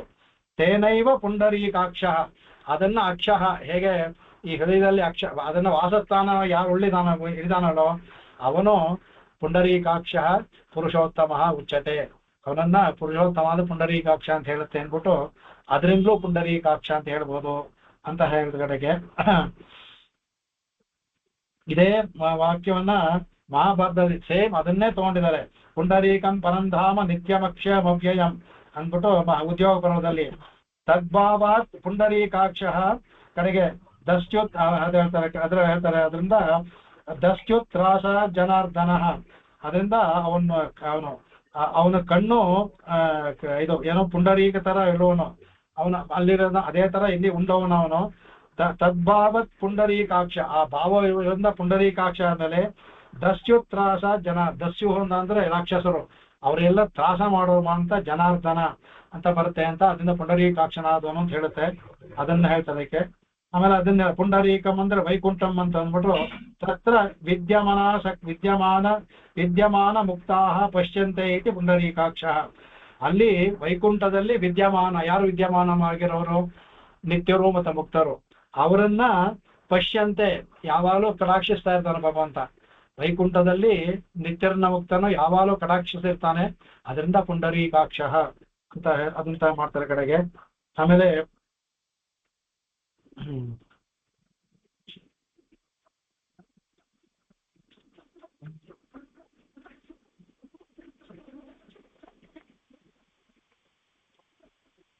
ಅರ್ಜುನ ಕೇಳುವಾಗ ಅವನು ಹೇಳ್ತಾನೆ, ಕಿನ್ನು ನಾಮ ಸಹಸ್ರಾಣಿ ಜಪತೆ ಚ ಪುನಃ ಯಾನಿ ನಾಮಾನಿ ದಿವ್ಯಾನಿ ತಾನಿ ಚ ಆಚಕ್ಷ ಕೇಶವ ಅಂತ. ಯಾವ ಹೆಸರನ್ನ ಕೇಳ್ಬೇಕು ಅಂತ ಅವನು ಕೇಳ್ಬೇಕಾದ್ರೆ ಇದು ಈ ಸಹಸ್ರನಾಮವನ್ನು ಹೇಳ್ಬೇಕು. ಯಾವ್ದನ್ನ ನಾವು ಕೇಳುವಾಗ ಕೃಷ್ಣ ಕೊಡೋರುತ್ತೆ, ಮಾತ್ಸ್ಯಂ ಕೂರ್ಮ ವರಾಹಂಚ ವಾಮನಂಚ ಜನಾರ್ದನಂ ಗೋವಿಂದಂ ಪುಂಡರೀಕಾಕ್ಷಂ ಮಾಧವಂ ಮಧುಸೂದವಂ. ಆ ಪುಂಡರೀಕಾಕ್ಷವನ್ನು ಒತ್ತು ಕೊಡ್ತಾ ಇರೋದ್ರಿಂದ ಅದನ್ನ ನನ್ನ ಯಾವ ಅವತಾರವೇ ಆಗ್ಲಿ, ಇಲ್ಲ ನನ್ನ ಗೋವಿಂದ ಅಂತ ಒಂದು ನಾಮದಿಂದ ಆಗ್ಲಿ, ಪುಂಡರೀಕಾಕ್ಷ ಅಂತಂದಾಗ್ಲಿ, ಮಾಧವ್ ಅಂತಾಗ್ಲಿ, ಮಧುಸೂದನ ಅಂತಾಗ್ಲಿ, ಯಾವೊಂದು ಹೆಸರು ಹೇಳಿದ್ರು ಆಗುತ್ತೆ ಅದ್ರಲ್ಲಿ ಪುಂಡರೀಕಾಕ್ಷ ಅಂತ ತಾನೇ ಹೇಳ್ಕೊಂಡಿದ್ದಾನೆ ಅಂತ ಅದನ್ನ ವಿಶೇಷವಾಗಿ ಪುಂಡರೀಕಾಕ್ಷ ಅಂತ ತೋರಿಸ್ಕೊಡ್ತಾರೆ ಕಡೆಗೆ. ಆಮೇಲೆ ನಮ್ಮ ಜಿತಾಂತ್ ಸೋತ ಬರ್ತಾರೆ, ಚಿತಂತೆ ಪುಂಡರೀಕಾಕ್ಷ ನಮಸ್ತೆ ವಿಶ್ವಭಾವನ ಅಂತ. ಜಿತಂತೆ ಪುಂಡರೀಕಾಕ್ಷ ಅಂತ ಭಗವಂತನ ಪುಂಡರೀಕಾಕ್ಷ ಅಂತ ಬ್ರಹ್ಮ ಕೊಂಡಾಡ್ತಾನೆ, ಅದನ್ನ ಸಹ ತೆಗೆದು ತೋರಿಸ್ತಾರೆ ಕಡೆಗೆ. ಆಮೇಲೆ ವಿಶ್ವಕರ್ಮ ಮುಗಿತ ಅಂತ ಟೈಮ್ ಆಗೋಯ್ತಾ, ಲೇಟ್ ಬೇರೆ ಆಯ್ತು, ಇನ್ನು ನಾಳೆ ನೋಡ್ಕೊಳ್ಳೋಣ ಅದನ್ನು.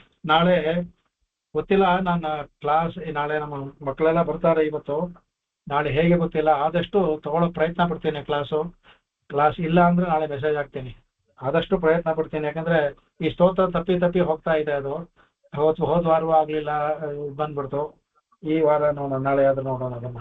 ಹಾಗಾಗ್ಲಿಲ್ಲ ಅಂದ್ರೆ ಮುಂದ್ಲಿದ್ರಲ್ಲಿ ನೋಡ್ಕೊಂಡು ಇದೇನು ವಿಶ್ವಕರ್ಮ ವಿಷಯದ ತುಂಬಾ ದೊಡ್ಡದಾಗಿದೆ ನೋಡೋಣ. ಕವಿತಾರ್ಕಿಕ ಸಿಂಹಾಯ ಕಲ್ಯಾಣ ಗುಣಶಾಲಿನೇ ಶ್ರೀಮತೆ ವೆಂಕಟೇಶಾಯ ವೃಷಕರ್ಮ ಎಂದು ಹೇಳಬೇಕು, ಗ್ಯಾಪ್ ಕಟ್ಕೊಂಡು ಹೇಳಿ, ಅಲ್ಲಿವರೆಗೆ ಹೇಳಿದ್ದೇನೆ ವೃಷಕರ್ಮ ಎಂದು ಹೇಳಬೇಕು. ಆಕಾಶಾತ್ ಪ್ರತಿಬಂಧೋಯಂ ಯಥಾ ತಚ್ಛಸಾಗರಂ ಸರ್ವದೇವ ನಮಸ್ಕಾರಃ ಕೇಶವಂ ಪ್ರತಿಗಚ್ಚತಿ ಕೇಶವಂ. ಲೇಟ್ ಆಗ್ತಿ ಇವತ್ತು, ಧ್ಯಾನ ಶ್ಲೋಕ ಎಲ್ಲ ಕಟ್ ಮಾಡೋಣ. ಎಲ್ಲರಿಗೂ ನಮಸ್ಕಾರ. ಪಾಪ ಲೇಟ್ ಆಯ್ತು ನಿಮ್ಗಳಿಗೆಲ್ಲ. ನಮಸ್ಕಾರ ಸರ್. ನಮಸ್ಕಾರ ನಮಸ್ಕಾರ ಮಮ್ಮ. ನಮಸ್ಕಾರ. ನಮ್ದೇನೋ ಕೆಲಸಗಳಿಂದ ನಿಮಗೆ ಲೇಟ್ ಆಗುತ್ತೆ, ಏನ್ ಮಾಡೋದು. ಸೇಲ್ಸ್ ಗ್ರಾಡಿಯನ್. ನಾವು ಸುಮಿತಾ ಬಂದಾಚೆ இருக்கீங்களா இங்க? இல்ல, I'll be here for another week. Okay. அந்த இது